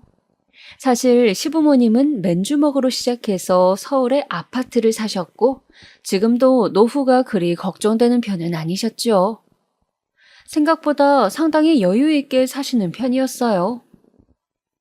게다가 시어머니는 자린고비이면서도 본인이 필요한 일에는 돈을 잘 쓰는 편이어서 파출부까지도 두고 계실 정도였죠. 사실 파출부는 시아버지한테 정말 조르고 졸라서 허락받으신 거라고는 하던데 왜냐하면 시아버지도 돈 관리를 엄격하게 하시는 분이었거든요. 큰 돈 관리만 엄격하시고 생활비 한도 내에서는 시어머니가 자유롭게 쓰시는 정도는 허락하셨기에 시어머니가 멋대로 구시는 거긴 했지만요. 대신 시아버지는 각종 보증이나 대출, 주식 같은 쪽으로는 아주 엄격하게 금지하셨어요. 예전에 시어머니가 그쪽으로 사고를 친 적이 있다고 하시더라고요.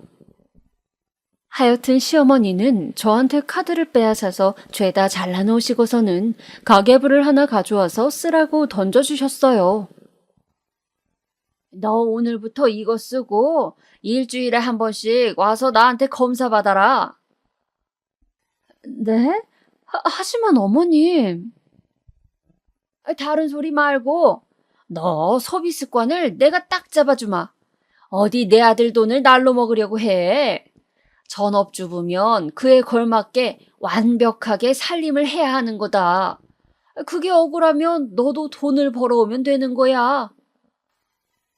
저는 너무 억울했지만 경험이 별로 없었기 때문에 과연 이걸 참아야 하는지 말아야 하는지도 알 수가 없더라고요.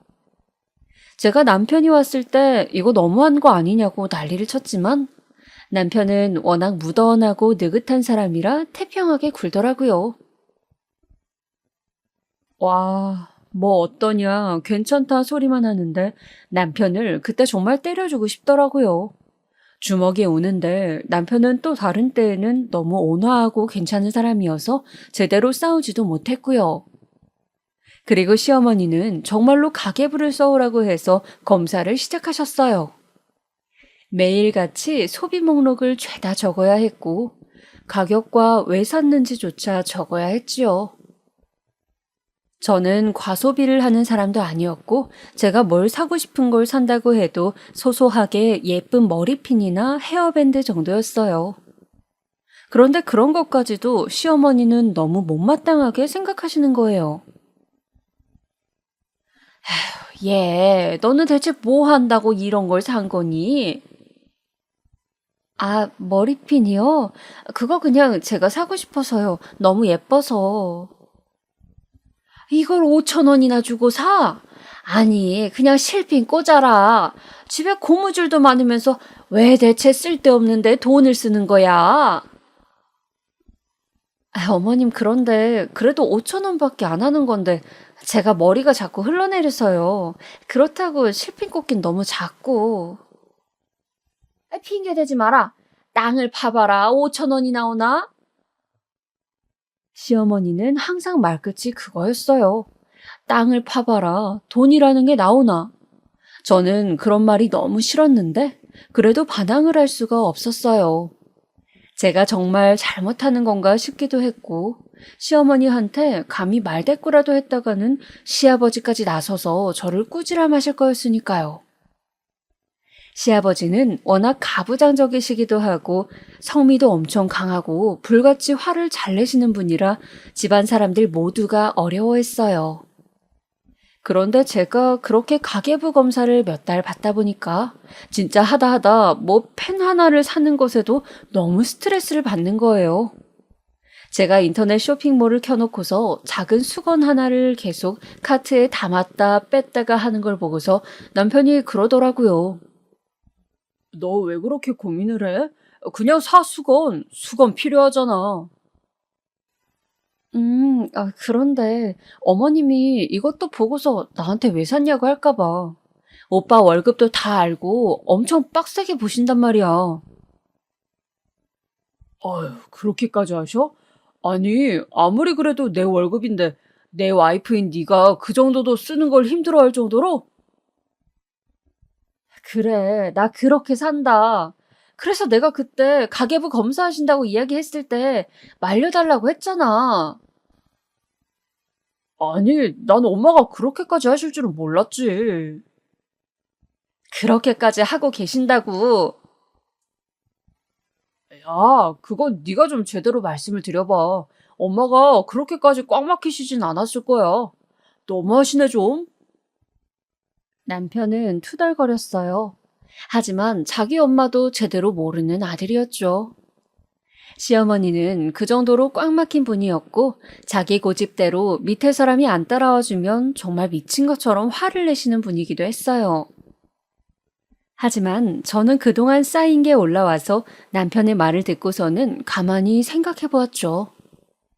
벌써 몇 달 가계부 검사 받았다고 수건 하나 사는데도 몇 시간을 고민하고 앉아 있어야 하는데 만약 1년 넘고 몇 년 동안 계속 검사를 받았다간 제 소비라는 게 없어질지도 몰랐어요. 그래서 남편의 월급이 잘 모이고 있느냐 하면 그것도 아니었어요. 시댁에서 용돈을 요구하셔서 거기로 다 빠져나가고 있었거든요. 시어머니가 가계부를 검사하시니까 저희 집에 돈이 얼마나 여유가 있는지, 얼마나 목돈이 모이고 있는지도 다 아시는 거예요. 그러니까 시어머니는 때때로 본인이 필요하실 때 돈을 요구하셨고, 있는 돈을 핑계를 대서 거절하기도 어려웠던 저는 그때마다 울며 겨자 먹기로 드리고는 했어요. 정말 속상했지만 피할 수 없는 일이기도 했어요. 아직 스물 중반이었던 새 며느리가 강압적인 시어머니한테 대놓고 대거리를 하기란 쉬운 일이 아니었죠. 또 그 주에 시어머니가 저를 불러서 가계부를 가지고 오라고 하셨어요. 저는 가계부를 가지고 가서 내놓았죠. 시어머니는 가계부를 훑어보시더니 한 항목을 짚으셨어요. 고기 왜 이렇게 비싸게 산 거니? 그게 제 생일이 다음 주여서 신랑이 이번 주에 고기 좀 좋은 거 사 먹자고 해서요. 다음 주인데 왜 이번 주에 이걸 샀어? 세일해서요. 그리고 신랑이 다음 주에 너무 바빠서 집에 못 들어올 수도 있다고 이번 주에 고기 좋은 거 먹고 다음 주에도 빨리 들어올 수 있으면 외식하자고. 돈을 이중으로 쓰는구나. 이중으로 써. 시어머니가 큰 소리로 탄식하시더라고요. 아니, 그까지 생일이 뭐라고 네가 두 번씩이나 돈을 쓰는 거니? 그리고 생일이라고 꼭 좋은 걸 먹어야 할 이유는 뭐니? 넌 태어나면서 꼭 이렇게 비싼 고기 먹어야 한다고 달고 태어났어? 대체 왜 이렇게까지 비싼 걸 사서 먹은 거야? 그게 어머님, 이거 그래도 세일해서 싸게 산 건데. 웃기지 마라. 너 그렇게 좋은 고기를 샀으면 시부모님께 먼저 드려야 예의인 거야. 지들끼리 쏙 빼먹어 놓고서는 말이 많구나. 게다가 뭐 다음 주에 애비 시간이 괜찮으면 외식까지 한다고? 생일 같은 걸 잘도 챙기는구나. 애비 월급이 대체 얼마나 많다고 그런 짓을 하는 거니? 어머님, 하지만 1년에 한 번 있는 생일이고.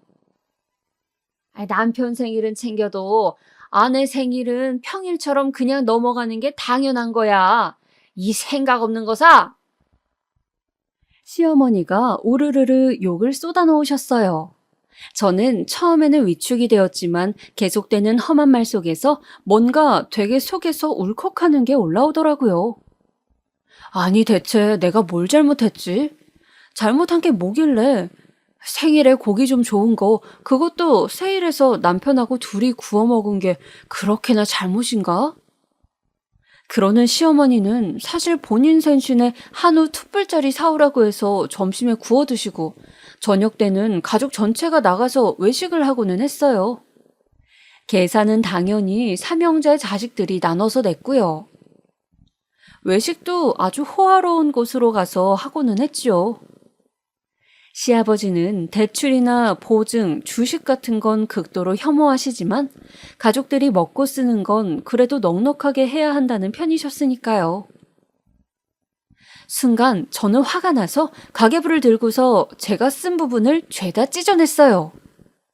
시어머니가 한참 열을 올리면서 저를 욕하다가 깜짝 놀라서 주춤하시더라고요. 알았어요, 알았어요. 이제 더 이상 그렇게 돈 쓰는 걸 안 보여드릴게요. 됐죠? 뭐라고? 아니, 그런데 그건 대체 왜 찢는 거니? 가계부 이제 안 쓸 거니까요. 안 쓰고 안 보여드리면 돈 그렇게 엉망으로 쓰는 꼴도 못 보시겠죠. 그럼 됐죠? 뭐? 얘, 너 지금 무슨 버르장머리를? 제가 뭘요? 아니, 머리핀 하나, 고기 한 점 사는 것도 아까워 죽겠으시면 어머님이 좀 사주세요. 제가 제 남편 돈으로 쓰는 건데 대체 왜 그러시는 거예요? 저는 몇 달이나 눌려서 참아왔던 속을 쏟아냈어요. 얼굴이 시뻘개진 채로 저나 시어머니나 서로 격앙된 채였죠. 시어머니는 부들부들 떨면서 저를 노려보면서 소리를 고래고래 지르셨어요. 나이도 어린 게 어쩜 이렇게 파렴치하니? 좋은 습관 길러주겠다는 시어미를 이렇게? 좋은 습관 어머님이나 가지고 계세요. 전 더 이상 못 견뎌요. 그렇게 한바탕 뒤집어 버리고서 저는 그대로 일어나서 집으로 와버렸어요. 오는 길에 막 눈물이 나더라고요.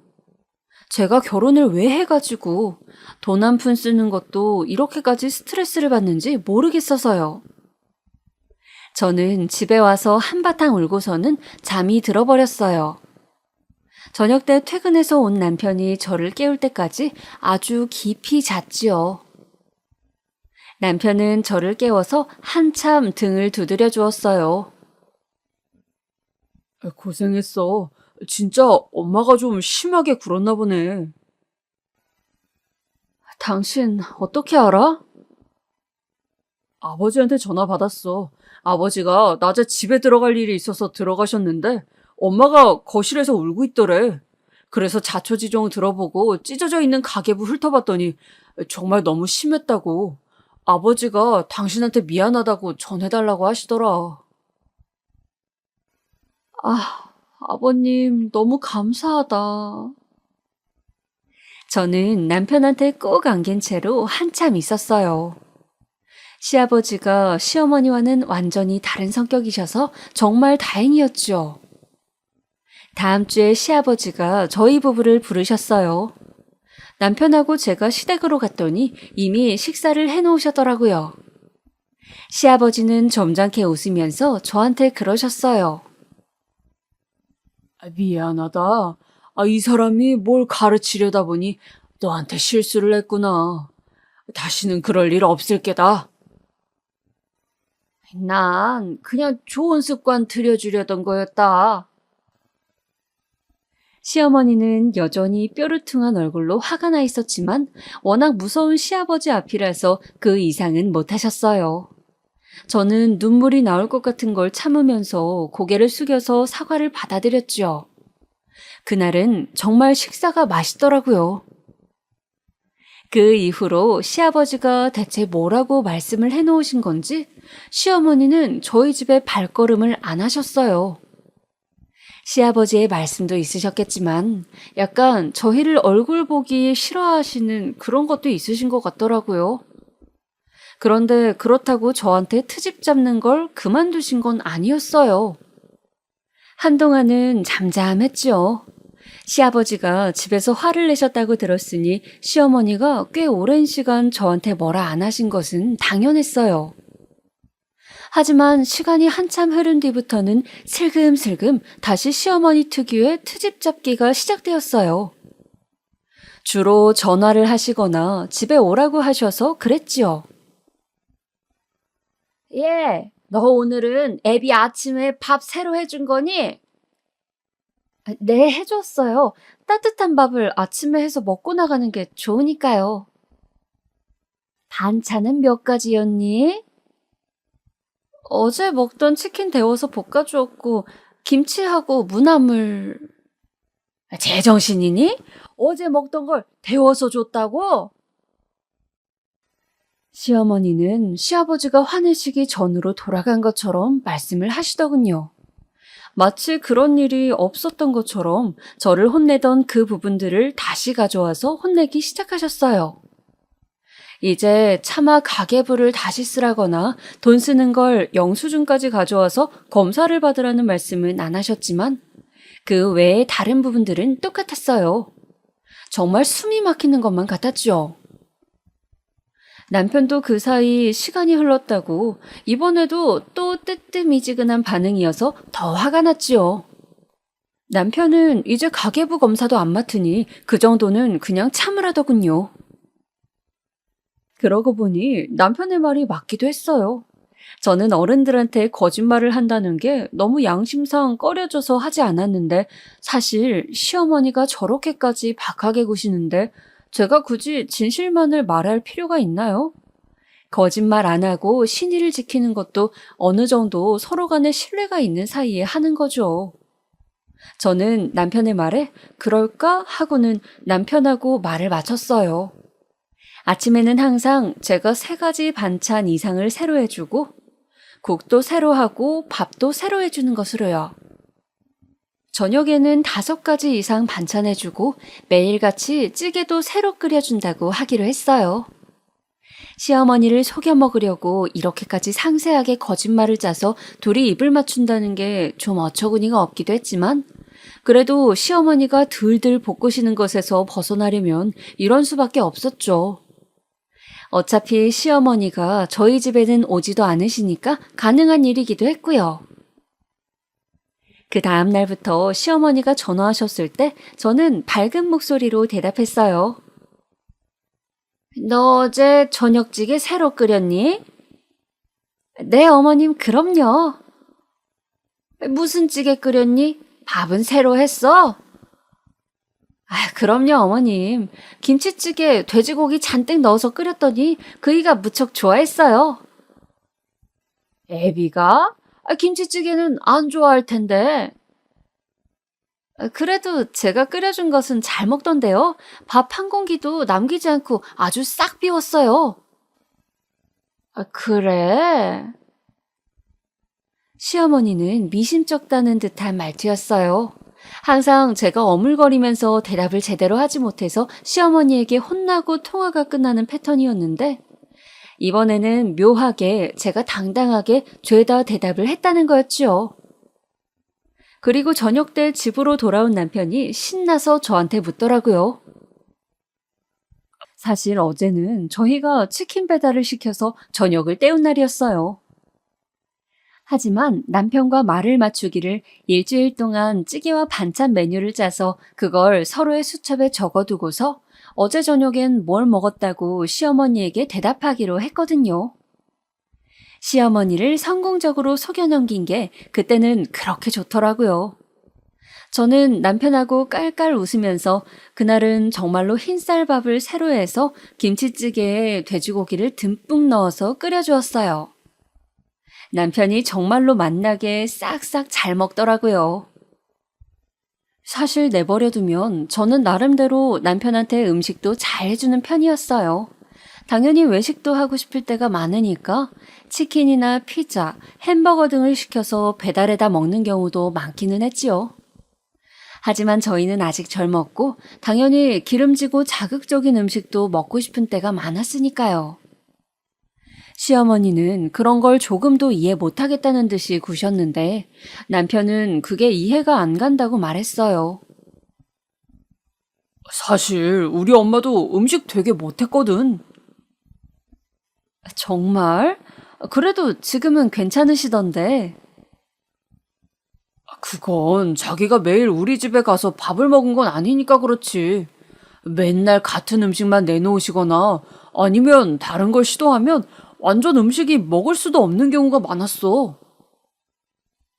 남편은 고개를 절레절레 흔들었어요.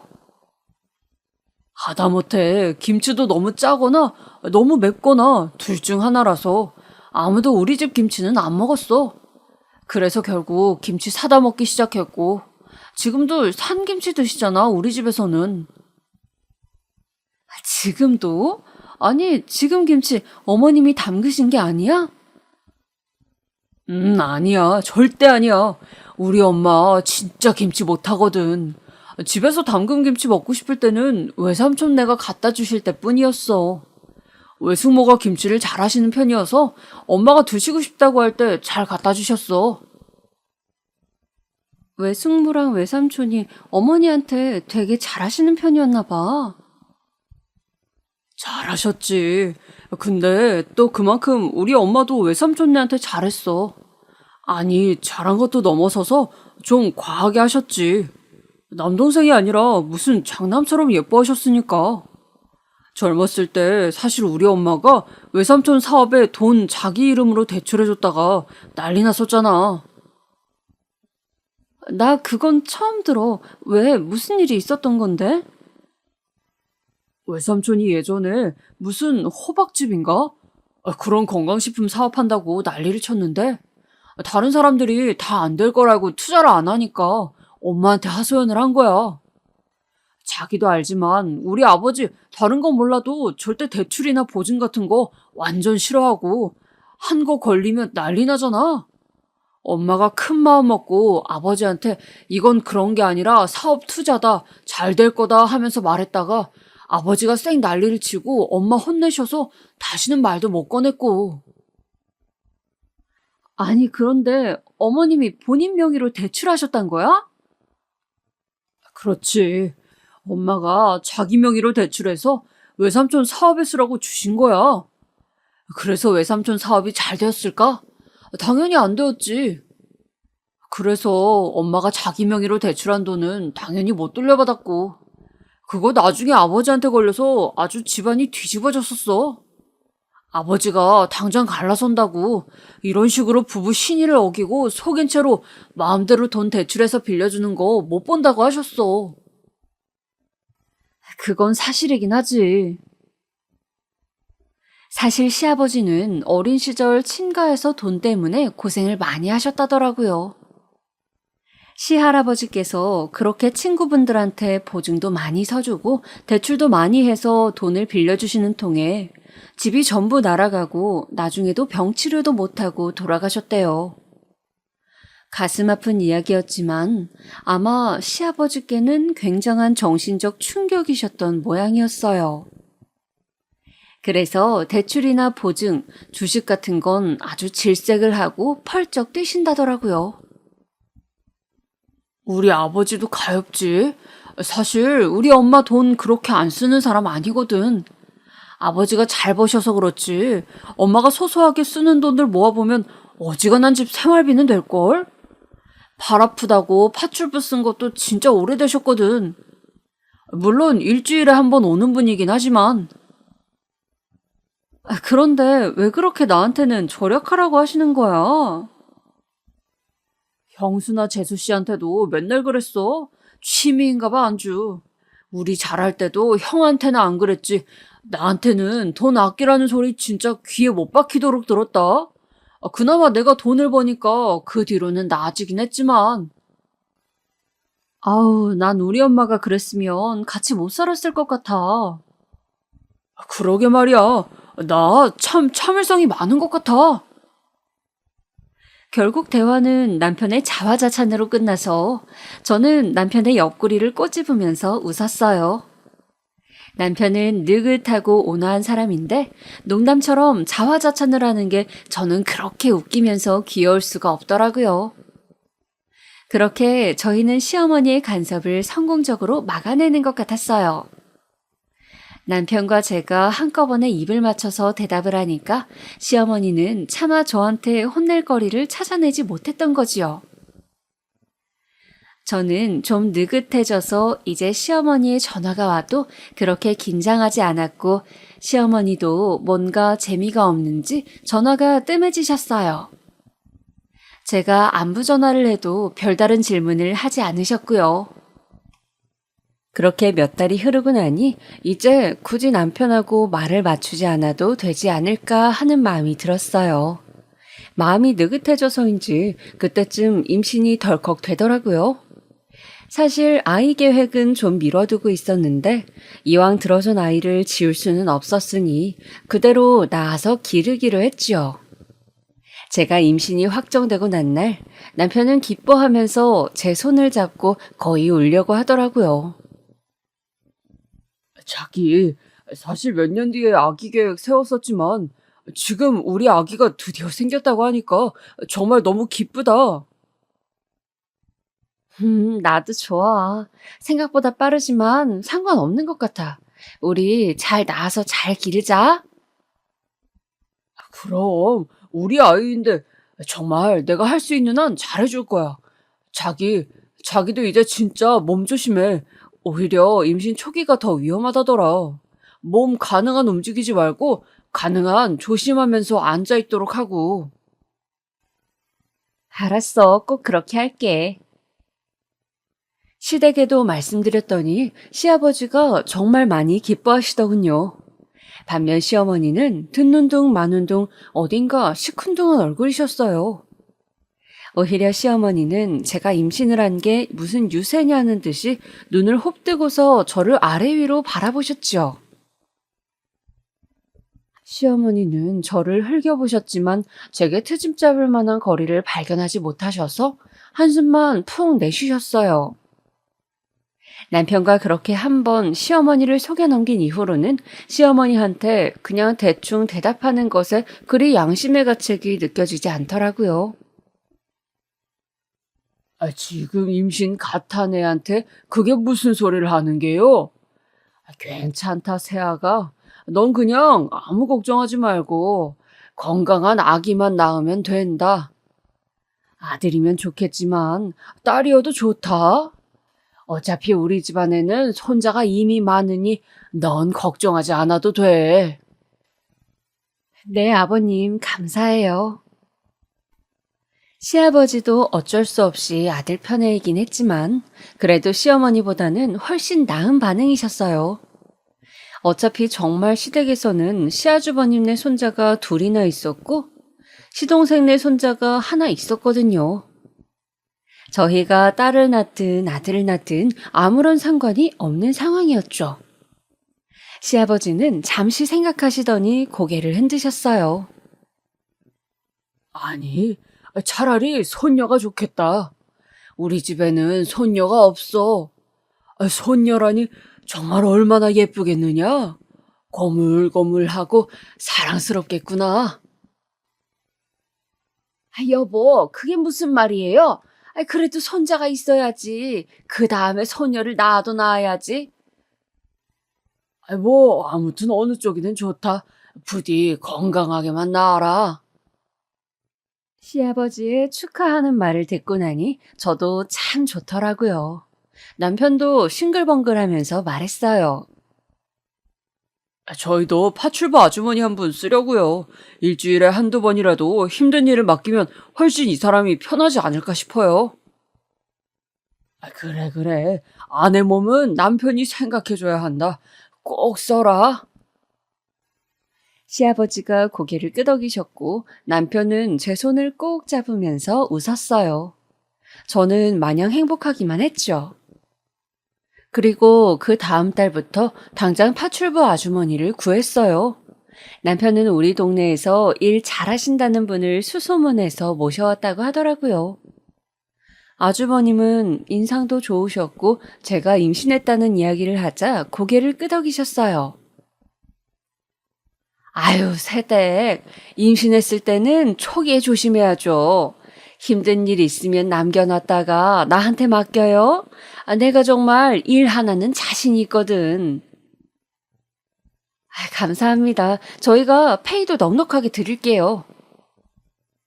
됐어. 난 그냥 받던 대로만 받으면 돼. 파출부 여사님은 성격도 시원시원했고 일도 정말 잘하셨어요. 여사님이 머무르신 지 6시간 정도 되고 나서 집안이 반짝반짝해지더라고요. 같은 청소라도 제가 하는 것과 여사님이 하는 것이 완전히 다른 듯한 느낌이 들 정도로요. 같은 청소기와 같은 걸레로 어쩜 이렇게 결과물이 다른지 모를 일이었어요. 제가 좋아하니까 여사님도 웃으면서 흐뭇해 하시더라고요. 저는 여사님이 푸근해 보이셔서 첫 만남부터 정말 좋았어요. 여사님은 일주일에 2번 저희 집에 오시기로 했는데 올 때마다 냉장고 청소며 화장실 청소며 밀린 일들을 전부 해주셨어요. 그러면서 저는 여사님이 잠시 쉬실 때를 틈타 커피도 타드리고 마주 앉아서 이것저것 수다를 떨거나 조언을 얻기도 했죠. 그렇게 제법 한참이 지났어요. 제 생각에 1~2달 지났던 것 같아요. 저도 배가 조금씩 부풀기 시작했고 여사님도 저희 집에 많이 익숙해지신 상태였죠. 그런데 그러던 어느 날 갑자기 시어머니한테 또 전화가 왔어요. 저는 이제 시어머니가 전화통화로 들볶는 걸 그만두신 지 좀 되었기에 별다른 부담감 없이 전화를 받았지요. 어머님, 무슨 일이세요? 내가 오랜만에 너한테 싫은 소리 좀 하려고 전화했다. 그때부터 벌써 불안한 기운이 감지가 되더라고요. 저는 수화기를 붙들고서 당황할 수밖에 없었어요. 너 살림을 어떻게 그렇게 엉망으로 하는 거니? 대체 살 수가 없다 내가. 아무리 네가 게으르다고 해도 그러면 안 되는 거지. 네? 제가요? 하지만 어머님, 저는 요즘 그렇게 게으름을 피우지는. 너 요새 애비 아침밥 반찬 몇 개 해주니? 빵, 떡 이런 걸로 해주고 있지 너? 그게... 딱 잘라 아니라고 했었어야 됐는데 너무 오랜만에 당하는 거라서 제가 순간 대답할 틈을 놓쳐버렸어요. 그때부터 시어머니 잔소리가 쏟아지더라고요. 너, 내가 그동안 그렇게나 봐주고 말을 안 했더니? 그러더니 곧바로 이렇게 풀어지는구나. 그리고 현관 청소나 베란다 청소는 매일매일 하는 거다. 남한테 맡기지 말고. 그리고 애비 속옷하고 양말 같은 건 네가 손으로 다 빨아서 말려줘야 하는 거고. 어머님, 그건... 그리고 너 애비 다림질 제대로 안 해주지? 지난번에 우리 집에 왔을 때 애비 양복이 구깃구깃 아주 엉망이더구나. 어머님 죄송해요. 하지만 그건 그이가 너무 옷을 험하게 입어서 아침에 다려줘서 나가도 구겨져서 들어오기 때문에. 또 변명이지. 어머님 그게 아니라 그리고 제가 임신 초기라 신경을 평소보다 못 쓰는 것도 있지만. 누군 아이 안 낳아봤니? 어디 임신이라고 유세야? 난 애를 3 낳았다. 그것도 아들로만 3이었어. 그 열악하던 시절에 아이 3 임신해서 떡두꺼비 같은 아들 3 낳은 내 앞에서 무슨 유세냐? 그 이후로도 시어머니는 거의 1시간 가까이를 난리를 치셨어요. 전화통을 붙들고 있는 제가 어지러울 정도였죠. 저는 잠깐 비틀거리다가 전화를 붙든 채로 바닥에 주저앉은 채 시어머니의 말씀을 들었어요.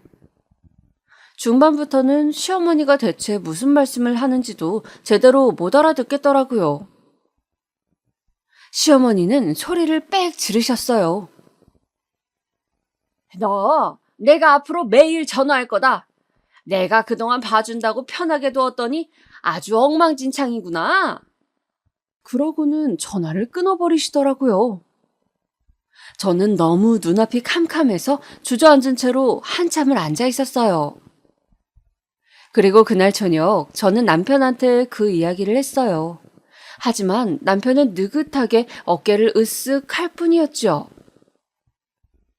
남편은 오히려 저한테 하소연을 했어요. 사실 그때 남편의 회사가 상태가 많이 안 좋은 편이라서 남편은 이직을 해야 하는 건가 무척 고민이 많은 상태였죠. 사실 명예퇴직을 하기에는 너무 젊은 나이였는데 회사에서는 그것과 상관없이 젊은 직원도 다 자르려고 눈을 부릅뜨고 있다고 했어요. 명예퇴직이면 퇴직금이라도 많이 받지 험악한 상황에서 잘리면 그것도 없을 테니까요. 저는 남편한테 더 이상 하소연도 못하고 그냥 얼마간은 제가 참아보기로 했어요. 정말 회사에서 너무 스트레스 받는 남편한테 계속 제가 더 스트레스를 주느니 제가 좀 참아보는 게 낫겠다 싶었거든요. 그런데 시어머니는 그 후로 정말 매일같이 전화를 하셨어요. 시어머니는 자기가 그동안 너무 참았다면서 제가 버르장머리가 없다고 하셨죠. 제가 뭔가 아니라고 부정만 할라치면 소리를 지르면서 거짓말하지 말라고도 하셨어요. 너무 험하게 말씀하시고 저한테 거친 말씀을 하시는데 눈물이 나더라고요. 그런데 이상한 건 시어머니가 하시는 말씀 중에 거의 대부분이 맞다는 거였어요. 마치 우리 집 사정을 자주 들여다보는 것처럼 잘 아시는 것 같았죠. 심지어는 냉장고에 오래된 반찬을 버리지 않고 있는 게 있었는데 그게 어떤 나물인가까지 아셨어요. 그런 것에서부터 저는 조금씩 이상한 걸 느끼기 시작했는데요. 그렇게 시어머니께 전화통화로 혼나기 시작한 지 한 달여가 지났을 무렵 이웃집 아주머니가 시루떡을 해서 저희 집에 가져오셨어요. 떡을 오랜만에 했는데 너무 많아서 나눠 먹었으면 좋겠다면서요. 시아버지가 시루떡을 무척 좋아하신다는 게 생각이 났고 어차피 저나 남편이나 떡을 안 좋아하니 시아버지가 드시면 좋겠다는 생각이 들었어요. 사실 시어머니 입에 들어갈 걸 생각하면 한 조각도 아깝긴 하지만 그래도 시아버지는 좋은 분이셨으니까요. 괜히 멀쩡한 떡을 버리기도 아까웠고요. 저는 그래서 떡 한 접시를 조심히 포장해가지고 운전해서 시댁으로 갔지요. 시댁은 저희 집에서 겨우 차로 10여 분밖에 안 걸리는 곳에 있었기 때문에 도착했을 때는 떡이 따끈따끈할 정도였어요. 저는 떡을 가지고 올라가서 정말 그걸 놓고만 올 생각으로 올라갔지요. 시댁 초인종을 누르니까 시어머니가 나오셨더라고요. 너 지금 어쩐 일이니? 네? 저희 옆집에서 떡을 가져다 주셨는데 아버님이 떡 좋아하시잖아요. 그래서. 그런데 시어머니가 집안에 저를 들어오라고를 안 하시더라고요. 사실 들어오라고 하셔도 제가 거절하고 가고 싶긴 했는데 좀 분위기가 이상했어요. 그런데 고개를 갸웃거리면서 현관을 봤더니 어딘가 익숙한 신발이 보였어요.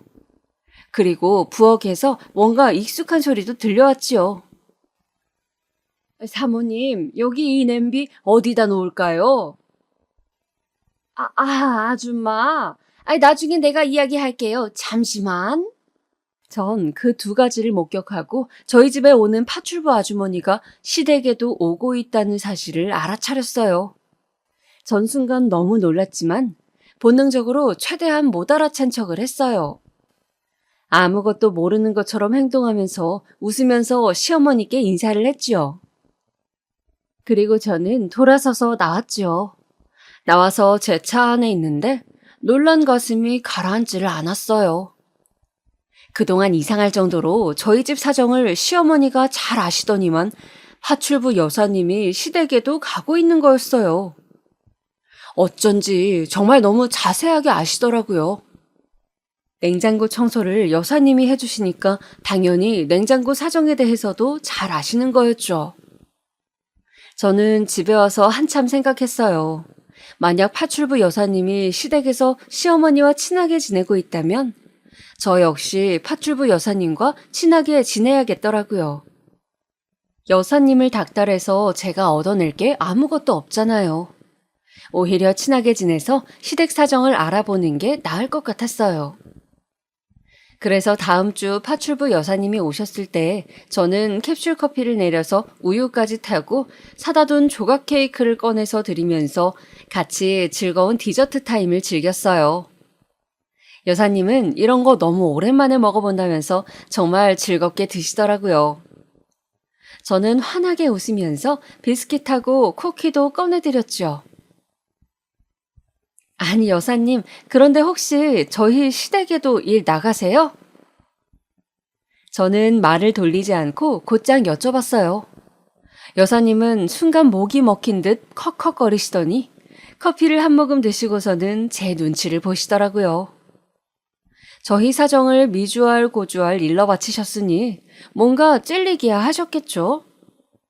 저는 괜찮다는 듯이 웃으면서 고개를 저었어요. 어머, 여사님, 저희 시어머니하고도 친하셨구나. 아유, 근데 저희 어머님이 좀 인색하셔서 일하시기 많이 힘드시죠? 아, 세댁. 어머, 좀 그 사모님이 그런 면이 있으시긴 하셔요. 제가 그렇게 말하니까 여사님은 동감한다는 듯이 크게 고개를 끄덕였어요. 사실 시어머니의 행태야 뻔했거든요. 분명히 돈 주고 사람 쓴다고 절대 쉬는 시간도 안 주고 커피 한 잔, 물 한 잔도 인색하게 굴었을 거였어요. 그래서 저는 시어머니 흉을 보면서 여사님과 친근하게 대화를 했고 여사님도 처음에는 쭈뼛거렸지만 점차 아주 열변을 토하기 시작했어요. 그러니까 그 사모님도 좀 너무 하시더라고. 내 일 시간이 끝나야 간신히 주스 한 잔이나 물 한 잔을 주시는 거야. 내 일 시간 동안은 쉬는 시간 10분도 아깝다는 거지. 그렇죠. 평상시에 항상 그러세요. 며느리인 저한테도 그러시는걸요. 얼마나 시집살이를 심하게 시키시는지. 아유, 그래도 잘 사는 집 사모님인 줄 알았더니 너무 인색하고 까다로운 양반이더라고. 아유, 그런 양반 며느리로 어떻게 사는 거예요, 세댁. 정말 안 됐다. 그런 저희 집 사정을 시어머니께 일러 바친 건 다름 아닌 파출부 여사님이었지만 저는 그런 내색은 하지 않았어요. 대신 저는 시어머니와 시댁 사정을 은근슬쩍 물어보았고 여사님은 또 아무런 생각 없이 미주알 고주알 다 이야기를 하더라고요. 그 집 잘 살긴 하는데 살림살이가 다 낡아 빠졌어. 그리고 음식도 항상 해먹는 것만 해먹나 봐. 냉장고에 반찬이 매일 똑같아. 어머, 그렇구나. 저희 어머님이 저한테는 맨날 새 반찬, 새 국 해놓으라고 그렇게 난리를 치시는데. 아유, 정말 시어머니들이란? 거기다가 그 집 사모님 친정에 무슨 일이 있는지 요새 아주 시름시름 말도 아니더라고. 가끔 전화를 하다가도 끙끙 앓고. 어머, 왜요? 무슨 남동생이 있는 모양이지? 그 남동생한테 대출 내서 돈을 준다나 봐. 내가 물어보니까 사업 때문이라는데 어지간히 속 타는지 세상에 나한테까지도 돈 빌려줄 수 없냐고 하더라고. 내가 안 된다고 했지만. 저런. 세상에 시어머니는 그 남동생분한테 또 자기 명의로 대출을 내서 돈을 빌려줄 모양인 것 같더라고요. 저는 너무 예상 외의 사건을 알게 되어서 놀랐죠. 파출부 여사님은 신나게 커피와 디저트를 먹으면서 저와 시어머니 욕을 하다가 그날은 제대로 일도 하지 않은 채로 집으로 돌아가셨어요. 저는 파출부 여사님하고 말하면서 그냥 시댁에서 시어머니가 얼마나 살림을 엉망으로 하나만 알고 싶었을 뿐이지 이런 일을 알고 싶지는 않았어요. 이걸 알면 시아버지가 정말 이혼한다고 집안이 뒤집어질 일이었거든요. 하지만 아는 상황에서 입을 다물고만 있을 수는 없어서 저는 남편이 퇴근할 때를 기다려서 이 일을 의논했어요. 과연 느긋하고 태평한 남편도 이 일에는 심각한 얼굴이 되더라고요. 어머니가 또? 대체 무슨 생각이시지? 외삼촌 사업 진짜 지금 몇 번째 말아먹고 있는 건데 거기다가 또 대출을 내서 돈을 밀어 넣어 주시다니. 파출부 여사님이 한 말이라서 거의 정확할 거야. 자기가 좀 먼저 알아봐. 그러다가 아버님 하시면 정말 난리 나잖아. 그러게 말이야. 미치겠다 정말. 난 그냥 어머님이 살림 어떻게 하시나 잘못하시는 거 없나 정도만 알고 싶었는데 이런 걸 알게 될 줄은 몰랐어. 아휴, 골치 아파. 자기는 이거 아버지한테 알릴 생각은 없어? 자기 입장에서는 그게 일종의 그 뭐랄까. 복수? 복수 말하는 거야? 거창하게 말하면 복수. 그게 되지 않겠어? 아휴, 그것도 어느 정도지. 이건 가정이 풍비박산 나게 생겼는데 무슨 소리야. 제가 한숨을 쉬자 남편은 껄껄 웃으면서 절 껴안고 머리를 쓰다듬었어요. 그래, 그래. 하긴 아버지가 아시면 진짜 난리가 나겠다. 저희는 일단 저희 선에서 시어머니 일을 알아보기로 하고 일단락을 지었어요. 그런데 그 다음 주 주말 시댁에 남편과 함께 갈 일이 있어서 가게 되었어요. 시아버지도 시어머니도 다 계시는 날이었죠. 저희는 시댁에 가서 식사나 한 끼 먹고 인사드리고 안부 여쭙기로 오기로 한 날이었는데요. 문제는 그날도 시어머니가 저를 보자마자 잔소리 폭격을 시작했다는 점이었어요. 시어머니는 제가 너무너무 못마땅하다는 듯이 제 얼굴을 보고서 싫은 투로 말을 꺼내셨고 계속해서 제 살림을 지적하는 말씀을 하셨죠. 보다 못한 시아버지가 이러실 정도였어요. 거 좀 밥이라도 먹고 난 다음에 말합시다. 세아가 지금 배 부푼 거 안 보여요? 임신했을 때는 잘 먹어야 해. 이제 몇 달 지나면 곧 만삭되고 아기 커져서 몸이 정말 많이 힘들어질 텐데. 힘들긴 뭐가 힘들답니까? 저는 저런 일을 3번 했어요. 그러니까 아들 셋을 낳았지? 물론 그렇긴 하지만 그렇다고 지금 새아가가 안 힘든 건 아니잖아. 시아버지 덕분에 위기는 넘겼지만 저는 속으로 울컥 분이 치솟더라고요. 파출부 여사님까지 훔쳐가서 저희 소식을 알아내고 그걸로 저를 구박하기 위해 사용하시는 어머니가 너무 괘씸했어요. 사실 참는다고는 참아도 제가 뭐 성인군자가 아니잖아요.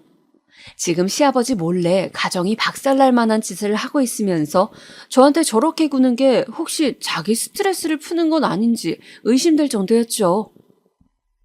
저는 꾸역꾸역 밥을 먹었고 식구들의 식사가 모두 끝난 이후에 설거지와 뒷정리까지 혼자 다 했어요. 남편이 도와주려고 했지만 시어머니는 매몰차게 남편 손을 잡고 거실로 나가버렸지요. 저도 남편 등을 밀면서 일단 나가 있으라고 했고요. 남편이 손에 물 한 방울이라도 묻혔다가는 그 뒷감당을 제가 어쩌려고요. 시어머니는 남편이 둘째 아들이라 별로 예뻐도 안 했으면서 그런 남편이 제가 있는 상황에서 부엌일을 하는 건 또 못 보겠더라고요. 속이 부글부글 하는 상태에서 저는 뒷정리를 다 하고 거실로 나갔어요. 그때를 기다렸다는 듯이 시어머니가 커피 타오고 과일 깎으라고 저한테 명령하시더군요. 저는 그때 이를 꽉 물고서 과일과 차를 대령했고 가족들이 차를 마시는 동안 혼자 과일을 깎았어요. 그리고 아니나 다를까 또다시 시어머니의 호령이 시작되었죠. 너는 대체 어떻게 된 애가 제정신이니? 빨래를 매일매일 해야지. 그걸 뭐라고 모아놨다가 해. 그리고 계절마다 커튼 빨래는 미루지 말고 해야 하는 거야. 이런 걸 너희 친정에서 안 가르쳐 주시든? 그게요, 어머님. 친정에서 가정교육을 대체 어떻게 시켰기에 애가 이 모양이야? 너 결혼한 지 몇 년이니? 아무리 새며느리라지만 너 이제 그거 핑계로 댈 때는 지났어. 언제까지 이 모양으로 살 거야? 어머님, 제가 그렇게까지는... 뭐가 그렇게까지는이야? 어른이 이렇게 말하면 죄송합니다. 그냥 그렇게 말하고 눈 내리 깔아야 하는 거야. 어머, 얘 좀 봐. 얘 눈 똑바로 뜨는 것 좀 봐. 누가 너 눈 똑바로 뜨래? 어머님, 제 말씀 좀 들어보세요. 말대꾸 하지 마라. 어디서 말대꾸니? 너희 어머니가 널 어떻게 가르쳤기에 애가 이래? 가정교육 우는, 친정 우는, 엄마 우는하는 소리에 복장이 터져나가더군요.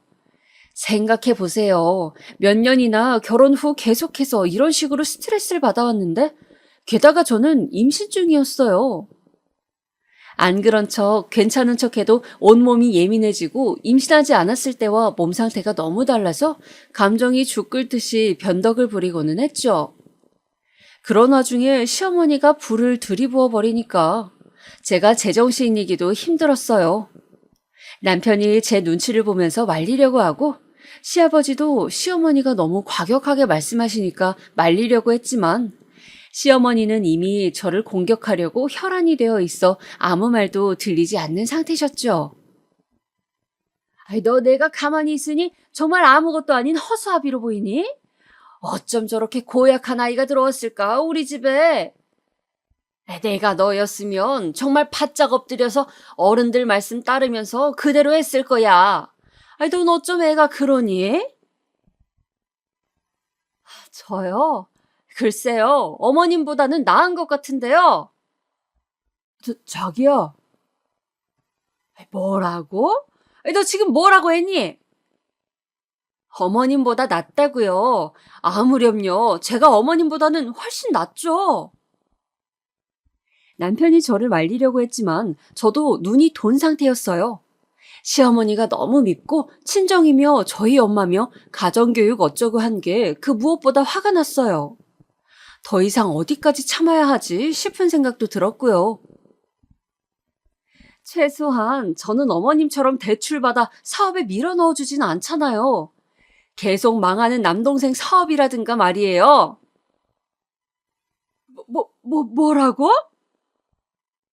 순간 시어머니 얼굴이 새하얗게 질리더라고요.